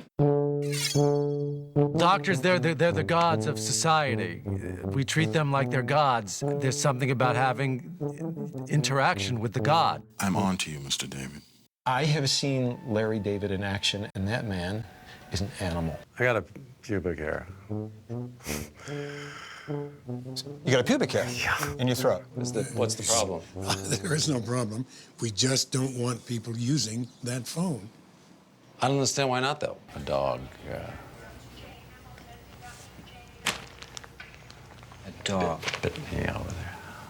Bit my penis. A dog bit your penis? I'm so sorry about the incident, and I don't know how that could have happened. I was stretched. I never sat there before. I'm sorry. Is that supposed to help? Sorry?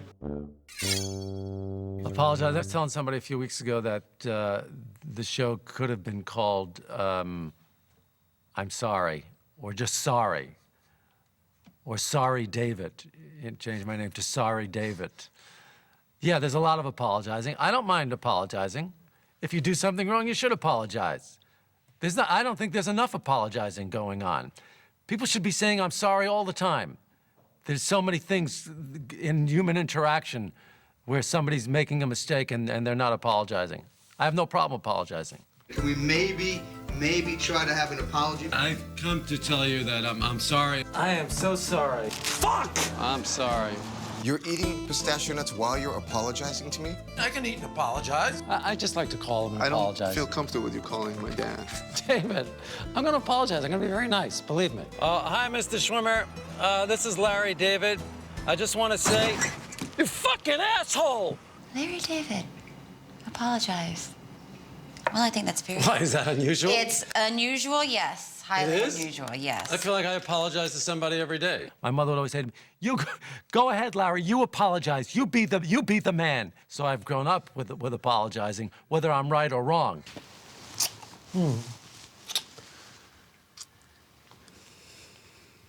You're a Republican? Cheating on your wife, it's like I'm so immature that I know this is something I'm not allowed to do. You can't cheat on your wife. So there's a lure there. What do you do? I'm a fellatio teacher. Really? Your wife must be very proud of you. No, she's not. So what do you think? You can get this done for me? You could have whatever you like, Larry. Hey, Larry. Hi, Renee.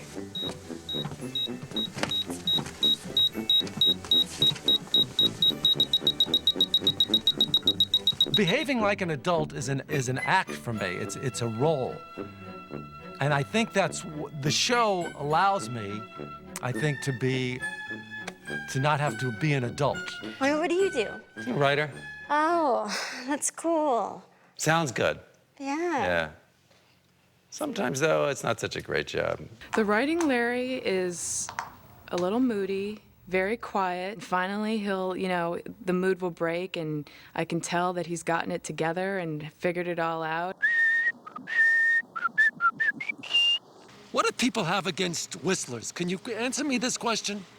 I think it's annoying. He's like the happiest person in the world, whistling and, calling his friends. But then the next outline needs to be written. But then when the writing's over, it's a lot of fun because then, the actual filming of the show is great. I have a great time. It's a great life. If I could just somehow, magically, get that show written without my participating in it, that's what I need to do.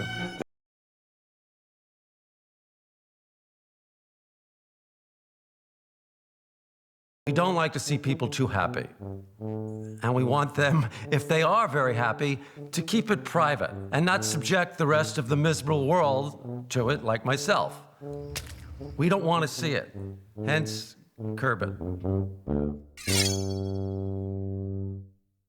Larry's version of unscripted is the Magna Carta. It is so written. There's not one extra word that doesn't need to be there. You can tell that Larry just spends a lot of time honing these outlines. And if you read them, they really read like magical little documents. They're really a great story, and we're just acting out a story. It's almost like something you do as a little kid. I'm behind the scenes right now. This is behind the scenes. The scenes are over there. I'm behind it.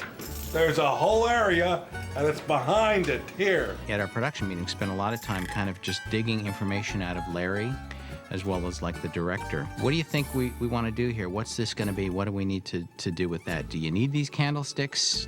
It says candlesticks. What kind of candlesticks? We have to plan for everything, absolutely everything, because you might get on set and think, even if he tells you, no, I'm just going to sit at the chair the whole time at the desk with the guy, and that's going to be it. We'll start improvising, and 2 minutes into it, Larry's up jumping on top of the table or running around the room. There were many times where we were in a group situation, like in the Beloved Aunt episode, The Mourners. These are extras, but we needed them to talk, so I said, just listen, just participate in the scene, just talk.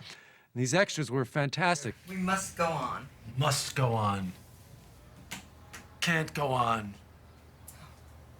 Must go on. It just suddenly fed Larry's creativity, and then he started to do this thing of stuffing strawberries in his mouth. How many think I can get in my mouth at one time? 6. 2 glass. You say 6? 5. 5. 4. Well, obviously, none of that's in the outline. Look what they did to my Santino. It's my favorite directing experience every time that I do it. And it's largely because of the community. Jeff Garlin, Whitey, Larry Charles, And it's a Talmudic discussion about comedy over pubic hair. Oh my gosh. What are you doing? Larry wouldn't even show me the story outlines for the first 2 seasons. That's why I am always saying in the episode, what are you talking about? What did you do? I can't believe you just did that. Because I'm hearing it for the first time. There's no rehearsal. The first time words are coming out of an actor's mouth, the cameras are running. Actors are not required to do it the same way every time. In fact, they're encouraged to try different things. Like the contour sheet is great. That kind of stuff is great. There's a big downside to this if it doesn't work out. You know what I Back think? to that dry cleaner.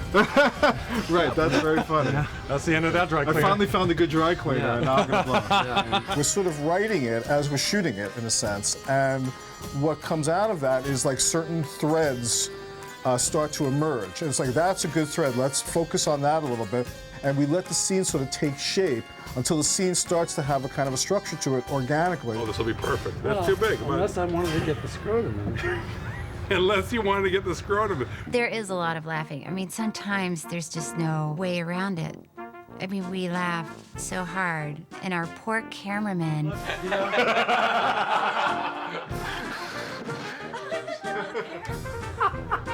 Attorney. We shoot a million takes, and especially when I yell at Larry, because when I yell at Larry, he gets hysterical laughing. None of your goddamn business, Larry. It's not Until my- a tooth falls out, we put it under the pillow. Every other take is stopped, literally, because he's giggling and he has to simmer down, simmer down, simmer down. What? Because I like to have blubber. This is not a highly trained actor we're dealing with here. People used to my sandwich. I'm not sure they show up, all of a sudden they're eating, you know, the Ted Danson sandwich has all of a sudden has herring and lox. It's and not herring, smoked it's not herring. peppers. Oh, hey, onions. shut the fuck up. Instead of ordering a Ted Danson, people go and order a Larry David. What's the difference? One tastes good and one sucks. His technique of not writing the dialogue is really interesting, because the first time you all say something, if it works, it's very exciting. You don't have a lot of respect for speech. You could speak a little clearer. It wouldn't hurt anybody else. You're laughing in my face. I don't have respect for speech. How to work with him is not ever to prepare a joke. I will not ask for an outline. I don't want to know. A lot of times you're just flying by the seat of your pants because you really don't know what's going on. You have no idea. So what's for dinner? Turkey. No, I had turkey for lunch. Oh, well. It's all right, it's okay. I'm gonna go check on that turkey. Larry has it so much in his mind. I think he's looking all the time at what he's going to be cutting. The editing is really hard on this show because there's so much being shot. There's so much footage. Usually, the more you take out, the better the better the show is. That wasn't good. We decided against that. As the years went by, Larry wanted to shoot more. The outlines got longer.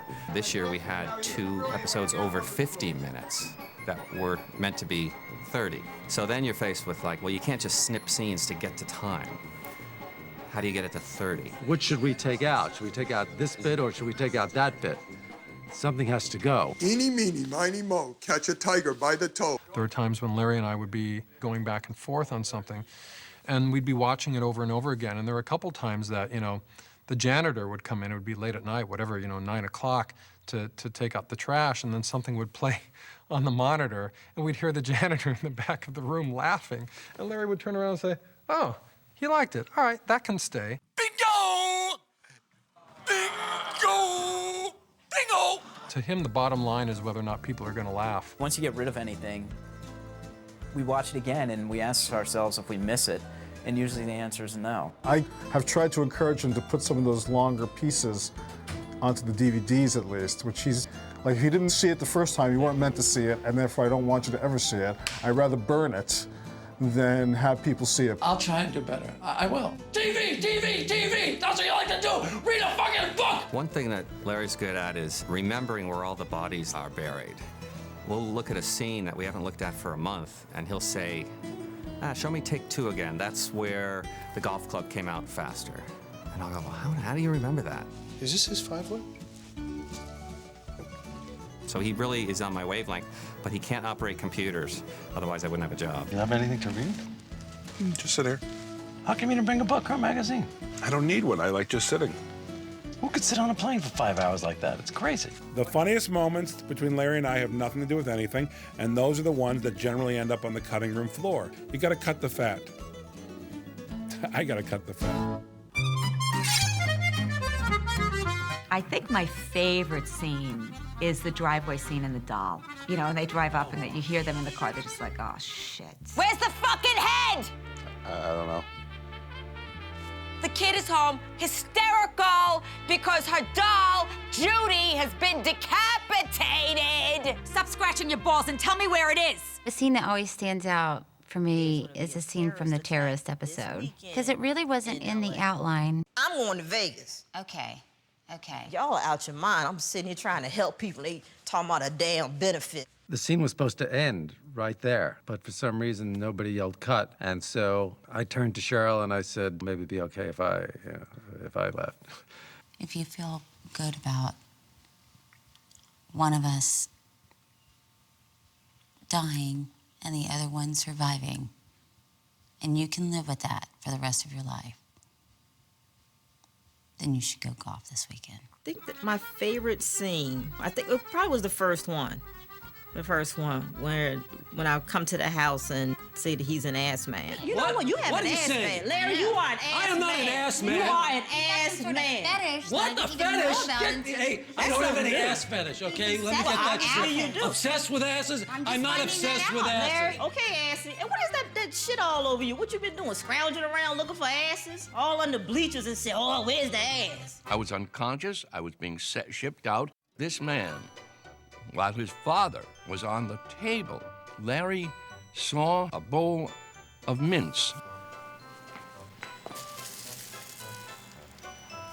The irony there, the kind of man he makes of himself, just killed me. I love the Survivor episode. I thought that really was a characteristic of what the best the show has to offer. You know that my brother-in-law died on September 11th. How dare you say something like that? With all due respect, wasn't that just a coincidence? All right, poor choice of words. I remember I had to stop the TV. That absolutely killed me because he died on 9/11, but not in the tragedy. I didn't know that an uptown death on West 57th Street was part of the tragedy. If someone were to say to me, what is your show? I've never seen it. I would show them Wandering Bear. Hey, I remember that Indian you were telling me about? Yeah, Wandering Bear. I need his number. I think it's a self-contained, it's just the most beautiful episode. I love that episode. That's by far, in a way, my favorite episode. How is your vagina? It's getting better. Hey, you a writer, right? Yeah. I'm gonna see what you got. Okay, go ahead. See what you got, all right? Crazy Eyes is arguably the most memorable character who's been on the show. If you say anything, you'll beg me to die, because I'll make you suck my dick, then I'll nut in your eye. I'll stomp on your world as if my name was Godzilla. I'm coming for you, motherfucker. I'm your crazy eyes killer. You know? And I'm gonna be like this in the video, like. When he read that, that was the first time I'd ever heard that, right on camera. Where's my nigga? There's my motherfucking nigga right there. Get your ass in here. The scariest moment in the whole episode for me was when he, and you can see my reaction also, when he says, "Are you my Caucasian?" Are you my Caucasian? I'm your, man. Are you my Caucasian? I'm your fucking Caucasian. All right, all right. To come off of "Are you my nigga?" and then to come up with "Are you my Caucasian?" just encapsulated the whole thing. Hey, Daddy, you want a date with Mama? My favorite moment between Monina and Larry was in the beginning when we were arguing over money. And I said, well, baby, I have a red snapper that talks. Honey, you done picked up the best. Honey, I got a red snapper that talks to you. You know what it's saying? I'm charging way too much. I busted out laughing. And I didn't want to laugh, but I could not help it. I was like, oh my God, Kim, don't laugh. But that was so genius and so funny to me. The conversation that I loved, and to this day, I mean, people quote it all the time, is we had a conversation about where we would have our first meeting about the potential pilot. Let's start by doing what we set out to do. Let's accomplish that. Let's have a meeting here at my office. We did attempt to have the meeting, and I did make the drive part. So the drive part That I did do. Yeah, the driving, you got down good. That's but, a little out of balance now, because I did my drive. But it's not out of balance, because, you know, you were driving and I was waiting. So, but the important thing is we didn't Well, the waiting, meet. there's a lot to do while you're waiting. There's nothing to do while you're driving. Tomorrow, if you want to drive to my office, I'll be happy. You very can nice. keep me waiting for as long as you want. And a screaming match over the greatest piece of stupidity, which is, of course, what is all about. Let's have that meeting. Let's have that meeting. We're having that meeting right now. This is not a meeting about the show. This is a meeting about having a meeting. The most fun I had on any episode was doing the finale of The Producers. That was so much fun because I was backstage with the cast of the actual show. What a boss! What are you gonna fuck? They're gonna break in this town! Why don't you speak? Kid can't talk. You and Rio, we guarantee you're looking at Leo and Max.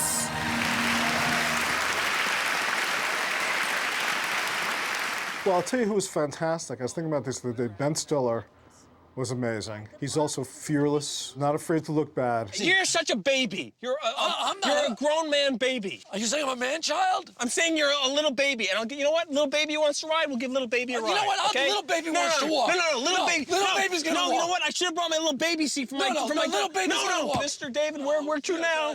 Where to now, Mr. David? Oh, I know. If I didn't read the rules getting into the car. Here we go. Driving Mr. Larry. Hey, take it easy, man. Motherfucking cocksucker asshole.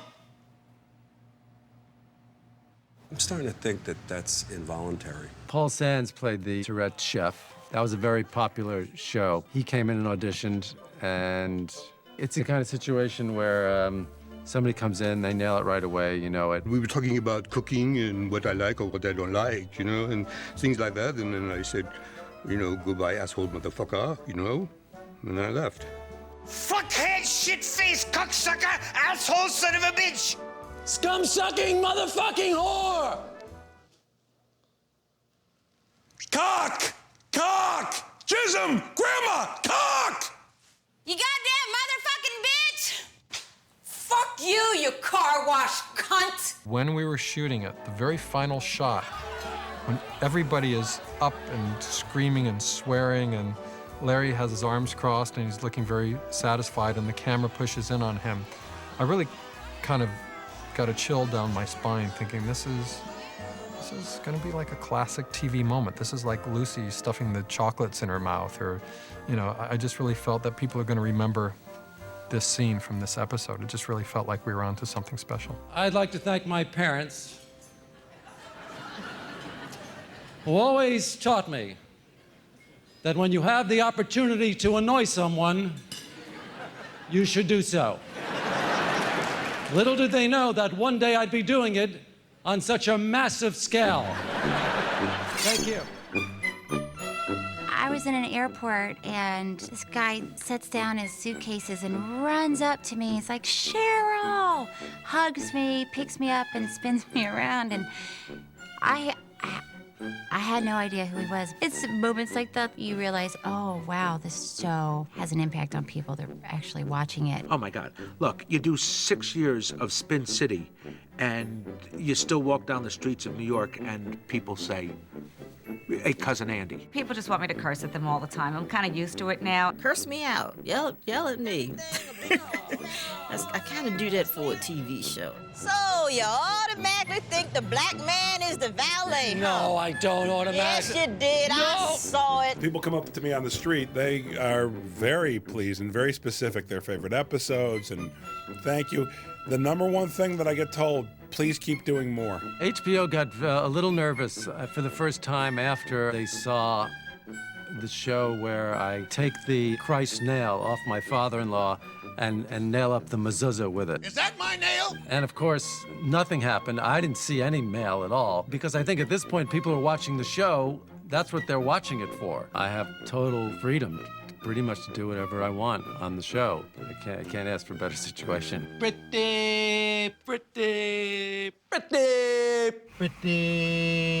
good.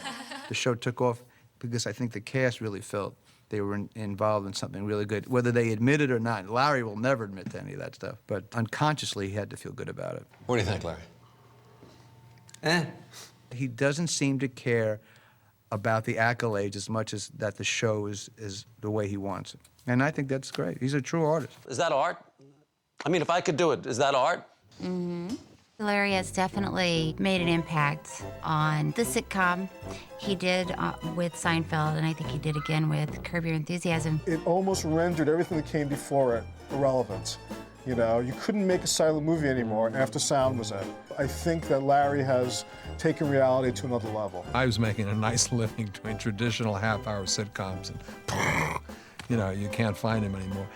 I'm not just trying to be funny. Larry actually turned the whole half hour on its ear. Is there any film of you doing No, there's no film on me at all. In fact, I'm going to kill this guy as soon as I get out of this meeting. We don't have a copyright on doing an improv show with handheld cameras, but I think what makes Curb really stand out are these stories, you know, from the mind of Larry David. And I think if you don't have Larry David, you ain't got Curb. Well, what are you listening to me for? I don't know what I'm talking about. Nobody ever listens to me. I don't know if it is the first show that worked in an improvised kind of way, but I don't think that really matters. What matters is that I think the comedy's gonna hold up, that I think it's gonna be funny. This whole thing just has disaster written all over it. I think funny holds up, whether you're watching an old Bilko, or you're watching a Marx Brothers movie, or you're watching Buster Keaton, or you're watching Lucy, or The Honeymooners, or Seinfeld, or Curb Your Enthusiasm. Is he going to leave a legacy? The legacy's here. The legacy's been there since his first season.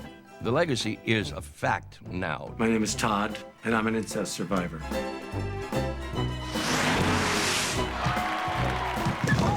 Oh, my God! Oh! Joey, between you and me, you and Mary, huh? You don't feel like it every now and then?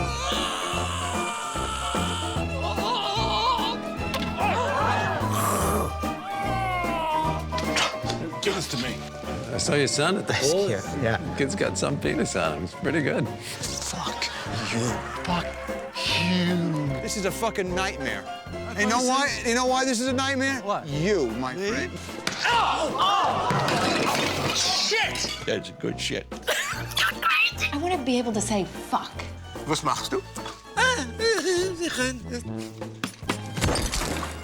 You've done something rotten, haven't you? I'm a disgusting man. There's no other way. Somebody's gonna have to jump. You're gonna have to jump. What are you, fucking nuts? What kind of schmuck are you? I mean, who goes around giving their kidney to people? Idiot! Well, you can't have the fun without the torture. Yeah. Thank you very much. Goodbye. Yes, goodbye.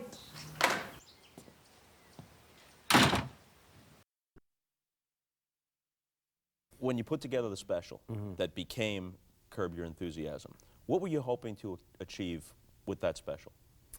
To just do it and not make a complete ass of myself and just sort of skate by with the acting, which I didn't really have any experience in, and the stand-up. I had to work out those bits, which I hadn't done before. Those were new. That was new material. I hadn't done it in 9 years. So I thought, well, if I can get some of the stand-up to go and get by with the acting and not have, and just have people think it was good. Yeah, that's what I was hoping for. Let me ask you a question. Who do you think has more freedom? The married man in America or the single man in communist China? I gotta go for the single guy in communist China. Come on, no contest, you know. I mean, I'm a married guy in America. I can leave the country, but I can't leave my house, you know. They can leave the house, but they can't leave the country. I'll go for that. I like that better. I'm not going to Europe. Where the hell am I going? When you left Seinfeld, you cited it's difficult, the stress, you want to be involved, the expectations. Well, it looks like you're totally involved in every aspect of this. It's not an easy show to do. You over-tape many times over, many more takes than most shows do. Even though there's no script, you do multiple takes. It's pretty stressful. Why did you want to jump right back into it? It was fun. Doing the improv scenes. I'm not talking about the stand-up. That was stressful, but the offstage stuff, the improv stuff, really was a lot of fun to do. Well, that's too bad. See, you try to do something nice. See what happens? You get screwed. You do one nice thing in your life. I assume it's the first nice thing you've ever done in your life. You're so which would put complimentary. That's very nice It would of put you. you one up on me You're so if that's kind. the case. Although I did once try and stop a woman who was about to get hit by a car. I screamed out, "Watch out!" And she said, "Don't you tell me what to do!" You know, I tried to save her life, and she screamed at me. So And that's all it took for that's you all it to took. stop helping I people. got out of the nice business at that point. Doing the improv stuff was really a lot of fun. I felt like I had more of these scenarios in me, and I thought that I could, I thought this could be interesting. Let's see what happens. People seemed to like it. I got a lot of good comments on it. And hey, maybe I don't stink. Maybe this is okay. Maybe it's funny, and let's see what happens.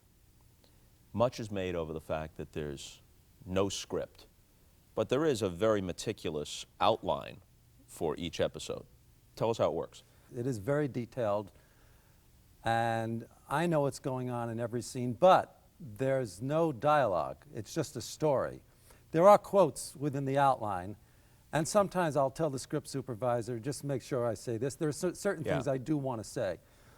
But no scripts are given out to actors. They come on the set, and I tell them what the scene is about. You give them any lines at all? This line might be funny, that... Occasionally I will do that, yeah. I will give them some things, but for the most part, they wing it. Like, for example, the In Crazy Eyes Killer, people talk about that song that he did. I didn't even have any idea he was doing that song. He wrote the whole thing out, and he said, let me run this by you, know. And so the reaction that you were seeing on camera was my first reaction to what he was saying. So you think you're gonna cross me and mess with my shit? Opening your fucking trap and flapping your lip? Don't fuck with me, nigga. Or you gonna get dropped. I'll snap off your neck with a crackle and pop. You like Oh, I like the Rice Krispies thing, yeah. You got that shit. Yeah. You know? Crackle and pop, of course. Yeah. If you say anything, you'll beg me to die, cause I'll make you suck my dick, then I'll nut in your eye. I'll stomp on your world as if my name was Godzilla. I'm coming for you, motherfucker. I'm your crazy eyes killer. You know? And I'm gonna be like this in the video, like. So when you do 7 or 8 takes, and that's about average for each scene, right? Maybe that's a little high, but it's not far from off. So there's a pretty good chance that if somebody gets off a great line or a great take, even if it isn't in the chunk that's taken for the most part, you can save it. Right. You're not filled with all kinds of anxiety over, oh, that was a great moment for Cheryl Hines, but it doesn't fit with what everybody else did. You can usually pull it back in. Yeah, and you know, it's different every time in every scene. Some scenes, the best take is the first take, and they get progressively worse. Other times, the worst take is the first take, and they get progressively better. And other times, they'll peak at the third or fourth and then go down. So you never know. An example of one where the first take was the only one you needed is the one from the first season when Richard Lewis comes running in, he's checking his watch, and he's got a meeting with you, and you're keeping him waiting, and didn't he actually time the thing in real life to arrive at a certain time so he'd be all worked up? Yeah, he was. He was pretty worked up in that take. First of all, I have that irregular heart thing, and this is not a good thing. I'm a recovering alcoholic. Yeah. This is all very bad. We're doing the litany now. What else is Yeah, I have a lot. I can give you the litany. Do the finish. Want to know what my litany? cholesterol was? Yeah, 272. okay, all right? all right. So I don't need this shit, man. Okay. What you see on the show is almost exactly the way we get along in life. We scream and yell at each other all the time, and he's one of the few people in the world that I can actually yell at and not feel like, oh my God, I need to call him up, you know. You stole my outgoing message on my answering machine. What are you, crazy? How long? I mean, this is... What are you, nuts? I know you're ethical. Huh? I'm ethical. We don't, you know, when people steal jokes, we fucking hate that. But I hate when people fucking steal my outgoing messages. I remember calling you. You don't even know what you're talking about. You are so have off my base. same answering machine outgoing message, and it bugs me. That's my message. I didn't get that message. Paris. You wrote it in Paris. I had that message 7 years ago. The most fun for me on the show, though, is when people are screaming at me. And I could never, ever keep a straight face. And they call me the vilest names, and the worse it is, the more I laugh. And it's such an interesting thing, because in life, nobody really calls you names. I mean, behind your back, behind they'll your say back, anything. To your face, nothing. Nothing, ever. Right. Right. You know, maybe if you're in a traffic argument, somebody will yell at you or something, but it's not the same. But In these situations, invariably somebody is cursing me on the show about something that I've done, and I cannot tell you how amusing that is to me. You sick fuck, Larry David. When you walk through my door, you play by my rules. You take off your fucking shoes. What's the name right here? Is it your name? No, it's mine, Chris Darga. See, if this were yours, it would say fucking douchebag. Liar, liar, pants on fire. Hey, what do you think? I was born yesterday? Go fuck yourself. He's a racist, a bona fide racist who preferred not to work with any black people under any circumstances. Don't you ever, ever point another finger at my kids again, because if you do, I will break it off and shove it right up your sphincter. You sicko, fucko, asshole. Give me an improv moment that somebody, whether it's a regular or somebody you just brought on for one show, they just blew you away. You had no idea it would go there. They started riffing, and this was just fantastic. Well, certainly the Crazy Eyes Killer episode, everything he did blew me away on that show. God, we've had so many great actors come on. That one stood out, certainly. Yo, check it. You like this shit? The Oriental room and shit. So all the shit go down right there. That's a lot smaller than I would have thought. Maybe I will get a bigger bed. You know, I gotta have 3 or 4 motherfuckers in there. Yeah. You know what I'm saying? Oh, a whole harem of motherfuckers. You've gotta have 3 or 4 See, motherfuckers in there. You a motherfucking pimp, ain't you? I don't think I am. You are a pimp. Yeah. Are actors, at least some of them, intimidated by the improv aspect? Or do you select them knowing beforehand that they can pretty much roll with this? Well, you know, the actors audition like they would in any other show, except when they come into audition, I tell them what the scene is, and then we do the scene. In certain cases, we do give out parts to people. Like Ted Danson didn't have to audition. That's great. Thanks, Larry. That's really sweet of you. Oh, gee, look at that. Oh, God, I'm sorry. Well, just take it back. I'm sure they'll fix it for you. Sorry. Couldn't you take it back? I don't even know where this store is. Well, it's on Wilshire and 8th. For the most part, actors seem to really love doing the improv stuff. I've never heard a complaint about anybody saying they wish they had a script. You know, talking about Ted Danson, one of the great episodes with Ted Danson is the battle over the shirt. Right. You got this great shirt. Nat Nast makes these shirts, right? I love these shirts, these bowling-style shirts. Really? You wear those? I can't. They don't fit me right. They're cut too big. The small is too small, and the medium is too big. You have pull. But you got your eye on them, right? Absolutely. But I'm an oddly sized man. I called up the store that has them, that we got the shirt from, and I ordered one for a friend for Christmas. I could probably get you one. Does it shock you that there are probably some people who go into a store and say, I want sort of a Larry David look. The way they said, I want the Regis Philbin thing from Millionaire. I have a style, right? Yeah, you have a style. Yeah, I have a little style. That's what I'm trying to say. I fight about this with my wife. She hates the way I dress, and I tell her that people say to me that they want to know where I get my clothes, how I dress, and all this and that, you know. That's right. Yeah. You know, I got Jerry wearing shoes. You know He was going barefoot before that? No, sneakers. He was going sneakers. Oh, sneakers, He right. went sneakers all the way, and I told him the sneakers, because he wears jeans.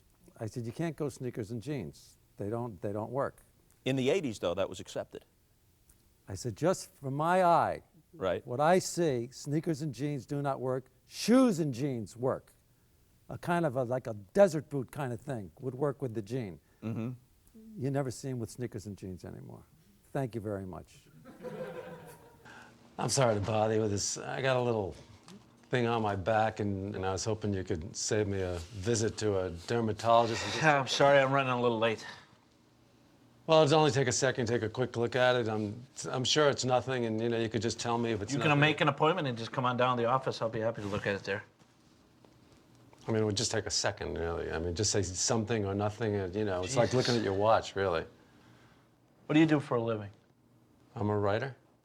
Next time you're in a big hurry, why don't you write me a bunch of shit for free? Are people constantly coming up to you with ideas for the show? Or on the flip side, do they watch their behavior around you because they're fearful that something that happens at this dinner party, something that happens in this exchange could very well wind up on next year's show? Yeah, I get a lot of that, and I get a lot of people feeling like they're on my show just by virtue of the fact that they're talking to me. Yeah. Yeah. I really feel like I'm on your show now. Yeah. Do people accost you? I've got a great idea for you. Or you can't believe what happened to me. It's just like what happened to you last week on Curb Your Enthusiasm. Yeah, there's a lot of that, yeah. And how well do you suffer that? Oh, pretty well. If you're a fan of the show, you're okay in my book for the most part. Yeah. Interesting. When I was on Fridays, I was in my car and I just got this convertible. It was like I had it for 2 days. It was a Fiat, and I pulled up to this bus stop, and a guy at the bus stop yells out at me, "Your show stinks!" You know, and I put the top up, and it was never down again. Yeah. And I got rid of the car a few months later. But fortunately, people seem to like the show, so I don't have to worry about that too much. Seinfeld may have been groundbreaking, but it was still a network television show, and therefore there were some barriers. You may have pushed them out there, but the barriers still remain. So you had to deal in innuendo or euphemism sometimes, and sometimes that was to your advantage. It was funny to talk about being the master of your own domain. But on HBO, those barriers don't exist. You can say and do almost anything you want. You could look at it one way and say, you know what? You have to be less clever, therefore. So it was better on network TV. Or you could say the freedom is something you can take advantage of. I don't think you have to be less clever. You don't parse the language the way you did, but there are so many more advantages. We can do shows now like The Incest Survivor, which we never could have done on Seinfeld in a million years. I wouldn't have even brought it up on Seinfeld. It would be so out of the question. The beloved Ant Show. There's no way getting around that one on Seinfeld. What? What? What? We got a paper, that's what. Devoted sister, beloved cunt? Oh! Huh? That's what you put in the paper? This is a typo. That's ants. It should be ants. Jeff, look at this before he turned it No, into they have unbelievable. proofreaders at these papers. The woman leads a decent life, and this is how she ends up? Beloved cunt? Here are just some of the subjects that you've touched upon in the first few years. Okay, I had to make a list here. Okay. Children who get drunk. Children, and this is a subject really that hasn't been dealt with enough. Children with large penises. You miss your own mother's funeral, then you use that death to get out of a bat mitzvah and to have sex with your wife when she's really not in the mood. A pubic hair stuck in your throat. Terrorist attacks, exhuming corpses, blind people, Christmas and the nativity scene, including observing that the woman who played Mary had a hell of a body. Well, she kind of did. Oh, boy. That Mary, by the way, has quite the bod. What? Come on, Joey, between you and me. You and Mary, huh? You don't feel like it every now and then? What do you do? No, you know what? We're leaving. That's it. Let's pack it up. We're leaving. What? Come on, Joe. I'm not going to stand for this. Don't Joe me. We're leaving. You will take it back. You will stand right here and take it back. Get him, Joseph! Take it back. Shut up, Mary. Let's talk about specific episodes from season number 1. Okay. Richard Lewis is in this first episode, and then you also wind up with a pair of pants that continually bunch up, making people think that maybe something else is going on. Yeah, that, again, you know, look at these pants. These are real terrible bunch-up pants. I could have used these pants. Yeah, but you know what? Come to think of it, though. Yeah, I mean, look at that. Yeah. Maybe you shouldn't look at it too long, but Yeah, look at that. I won't, believe me. But, yeah, that seemed like a funny idea. On the other hand, if you weren't telling the truth, could you do that? I don't think so. No, I don't think so. So it just seemed like a funny idea to start out the series with. And I know my sources. I remember that line from the show. I know my sources. The woman was accusing you of becoming aroused sitting next to her in the movie theater. And you were acknowledging that it's possible. You're not saying that it couldn't happen, but you know specifically what your sources of arousal are and when, and this didn't fit any of those categories. Which to me is a plausible argument. Totally plausible. Yeah, I agree with that. That line, I remember, I think I got that line right before we went on. Right before, I think that was like the third take. And I was waiting for them to call action. And you know, you mull the scenes in your head. And I think that line came to me at that point. It happened, okay? He got an erection. It wasn't a big deal. He had the fight with the woman with the big breasts. It didn't happen, okay? If it happened, I would give you credit for it. It didn't happen. I know when I get these things and how they happen. Get these things? I know These how it erection happened. things? I know the source. I know the source, yeah, too. I can name sources. Sophia Loren was once a source. I know my sources. Another show from season number 1. This is a very valid issue. What is the cutoff time for calling somebody at home? Cutoff time. I would think with kids that it's 9:40, 9:30. 9:40 though, not 9:45. No, people are very, well, I don't know why people always limit themselves on the half hour and the 15 minutes. See, I think there are other things on the clock besides 30 and 45 and 0. Right. I even go to 38. What time you want to meet? Meet me at 9:47. Why can't I say 9:47? People can see that on their watch as easily as they can see 9:45 or 9 o'clock. Trains and planes leave at 9:47. Right, exactly. So when people ask me what time I want to meet, I will give them times. 10:12. Let's meet at 10:12. And they look at me like I'm crazy, and I like to do that. Why not? Why not show up? That's the time I feel like I'm old enough now where I've done enough things where I sort of have an idea of what time I could show up at something. Here's something from season number 1. Richard Lewis was also in this one, as he is in many of them. They try to help this blind guy, but the blind guy is very annoying, right? which goes against every television convention. In television, if someone has an affliction, then they are always a person who is virtuous and likable, Right. and morally superior to everyone around them. Right. But in your case, if a person is in a wheelchair, guaranteed that person's a horse's ass. If a person is blind, he's a blind prick. I'm just surprised to hear you say that with such vigor. Well, I guess they become funnier like that. It's not what you expected, certainly. So in this particular case, the blind guy was really annoying, as was Richard Lewis in this show, who wanted to continue catering to every whim of the blind man, and I wanted to get out of there. What in the name of God am I going to do with the TV in my room? I'm blind, for Christ's sake. But it doesn't work in here. It just doesn't. It doesn't fit. That's where it belongs. Are you questioning my sense of space, Larry?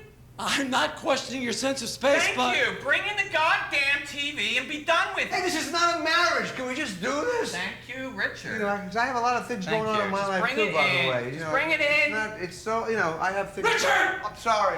You run into an old girlfriend. She's, at least according to her testimony, an incest survivor. Mm-hmm. What seems to be a good Samaritan's act is to go with her to I her didn't really counseling want group. to, but I thought I would do her a favor. Yeah. She asked me, and I thought, okay, fine, I'll go. But you can't be there unless you're an incest survivor yourself. As it turns out, as it turns out, they don't look kindly upon you unless you're one of those survivors. So I turned myself into a survivor. My name is Todd, and I'm an incest survivor. Hi, Todd. Hi, Todd. Hi, Todd. Hello. I had sex with my uncle when I was 12. He lived in Great Neck. He was a doctor, an osteopath. I don't even know what they do, but I know they're doctors. The thing is, when you can get a subject like that, and you could do something on it and pull it off, my God, it really comes out funny because you've taken a bit of a risk with the material. Of course, if it doesn't work, then you're dead in the water. But I think the scoring system is similar to a dive. The way they would, if you have a greater degree of difficulty on the dive, you'll Right. get more points. You get higher points. Yeah, so same thing with laughs. If you have a high degree of difficulty, I think you'll get more laughs. people float in and out of Curb Your Enthusiasm, but there's a core group. Let's talk about them. Cheryl Hines, so good, so perfect in this that people think, at least some people, that you're actually married to her. Yeah, in fact, after the special aired, her aunt called her up, yelling at her, "Why didn't you invite me to the wedding?" That's how believable she was. I asked you to be ready when I got back. Well, Have you even moved since I left this morning? Yes, of course. What are you talking about? I got up to tip room service. Larry. Come on, that's funny. No, it's not funny. You know what? It might have been funny a week ago, but enough is enough. Cheryl came in to audition, and I was having problems finding the wife, actually. We had gone through a number of people, and I wanted somebody who was really good at doing this kind of thing, but wasn't known, and it needed to be at an age where it didn't make me seem like I was a bit of a lech. Which is not to say that she's old, but I think it needs to be plausible. Buy it. It needs to be plausible. I didn't want somebody in their early 20s, you know. Well, maybe you did, but not for this. Not for this, yeah. So it was hard. It was hard to find someone, and then she came in, and there was when we did the scene together. She was just able. I love the way she handled me. She totally handled me in the scene. And she didn't get angry or anything, and she was totally believable. And then as we continued to work, there was nothing you could do that could offend her, which is a wonderful quality. She cannot be offended, no matter what you say, no matter what you do. She just hangs in there. Cheryl, you don't work for yourself. Whose money is it in your household? Honey, it's our money. Well, no, it's not. No, brother. I've earned the money. Oh, so what do? You pay her a salary? And No. how does she buy things? She spends the money that I've earned. She didn't work. I earned the money. Loving you is my job, Larry. Yes. Jeff, your manager. Jeff, my manager. Okay. Perfect, right? Couldn't be any more perfect. And what's amazing is that after working with the people I work with on Seinfeld, to actually get a group like this, it's really incredible. And Jeff, again, it's when you do scenes with him, there's just no thought involved at all. It's just so smooth. And when I work with him, usually it's like 3 takes, 2-3 takes, and we're done. I heard that you were at the U2 concert. My wife dragged me to the concert, so big deal, you know. Do you know anyone in the band? No, well, yeah, I know the lead singer. What's his name? I know his name. You don't know his name? Yeah, hey, asshole, I know his name. You don't know his name. You want to bet? $100. Okay, his name's B-O-N-O. You got to pronounce it. I don't know how to pronounce it. I don't know if it's Sonny Bono or Bono. It's Bono. Is it Bono or it's Bono? Bono. But you know what? What? Because you spelled it, it's a draw. How about his wife, Susie? Susie, I remember, she didn't have to audition. We just cast her from New York. I knew her for years as a stand-up in New York, and then I saw her do a roast on TV. And I had never seen her that vulgar. And as I was watching her, I was thinking, oh my God, she'd just be perfect for Jeff's wife. So we cast her as Jeff's wife, and then in the show, I remember I needed her to start yelling at him and cursing him, and she was really holding back. I went up to her and I said, because I had a relationship with Jeff and I know his sense of humor, and I said, just do me a favor. This scene, just call him a fat fuck.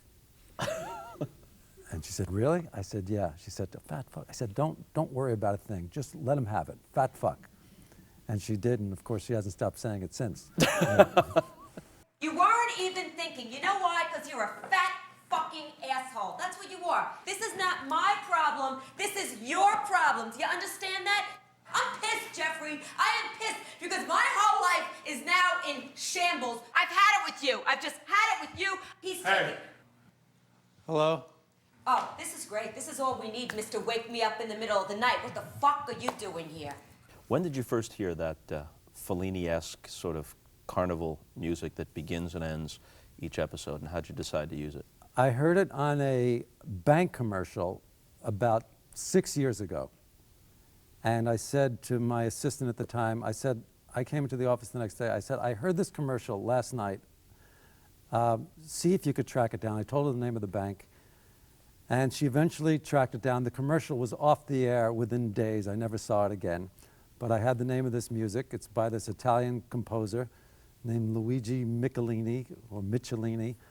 And the way it made me feel is that you can really act like an imbecile, and this music is going to make it okay.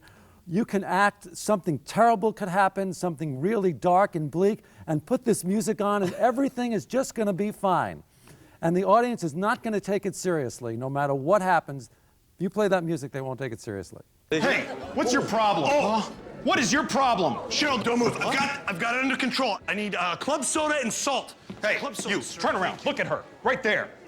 Is this the guy? Yes. That's him? Yeah. You were following my wife? I wasn't following her. She called the cops on you. What do you mean? Look at me. I need Look salt. at me. I need salt. I'm talking to you. Thank I you. said, look at me. She was scared half to death, and you were some kind of pervert following her in the store?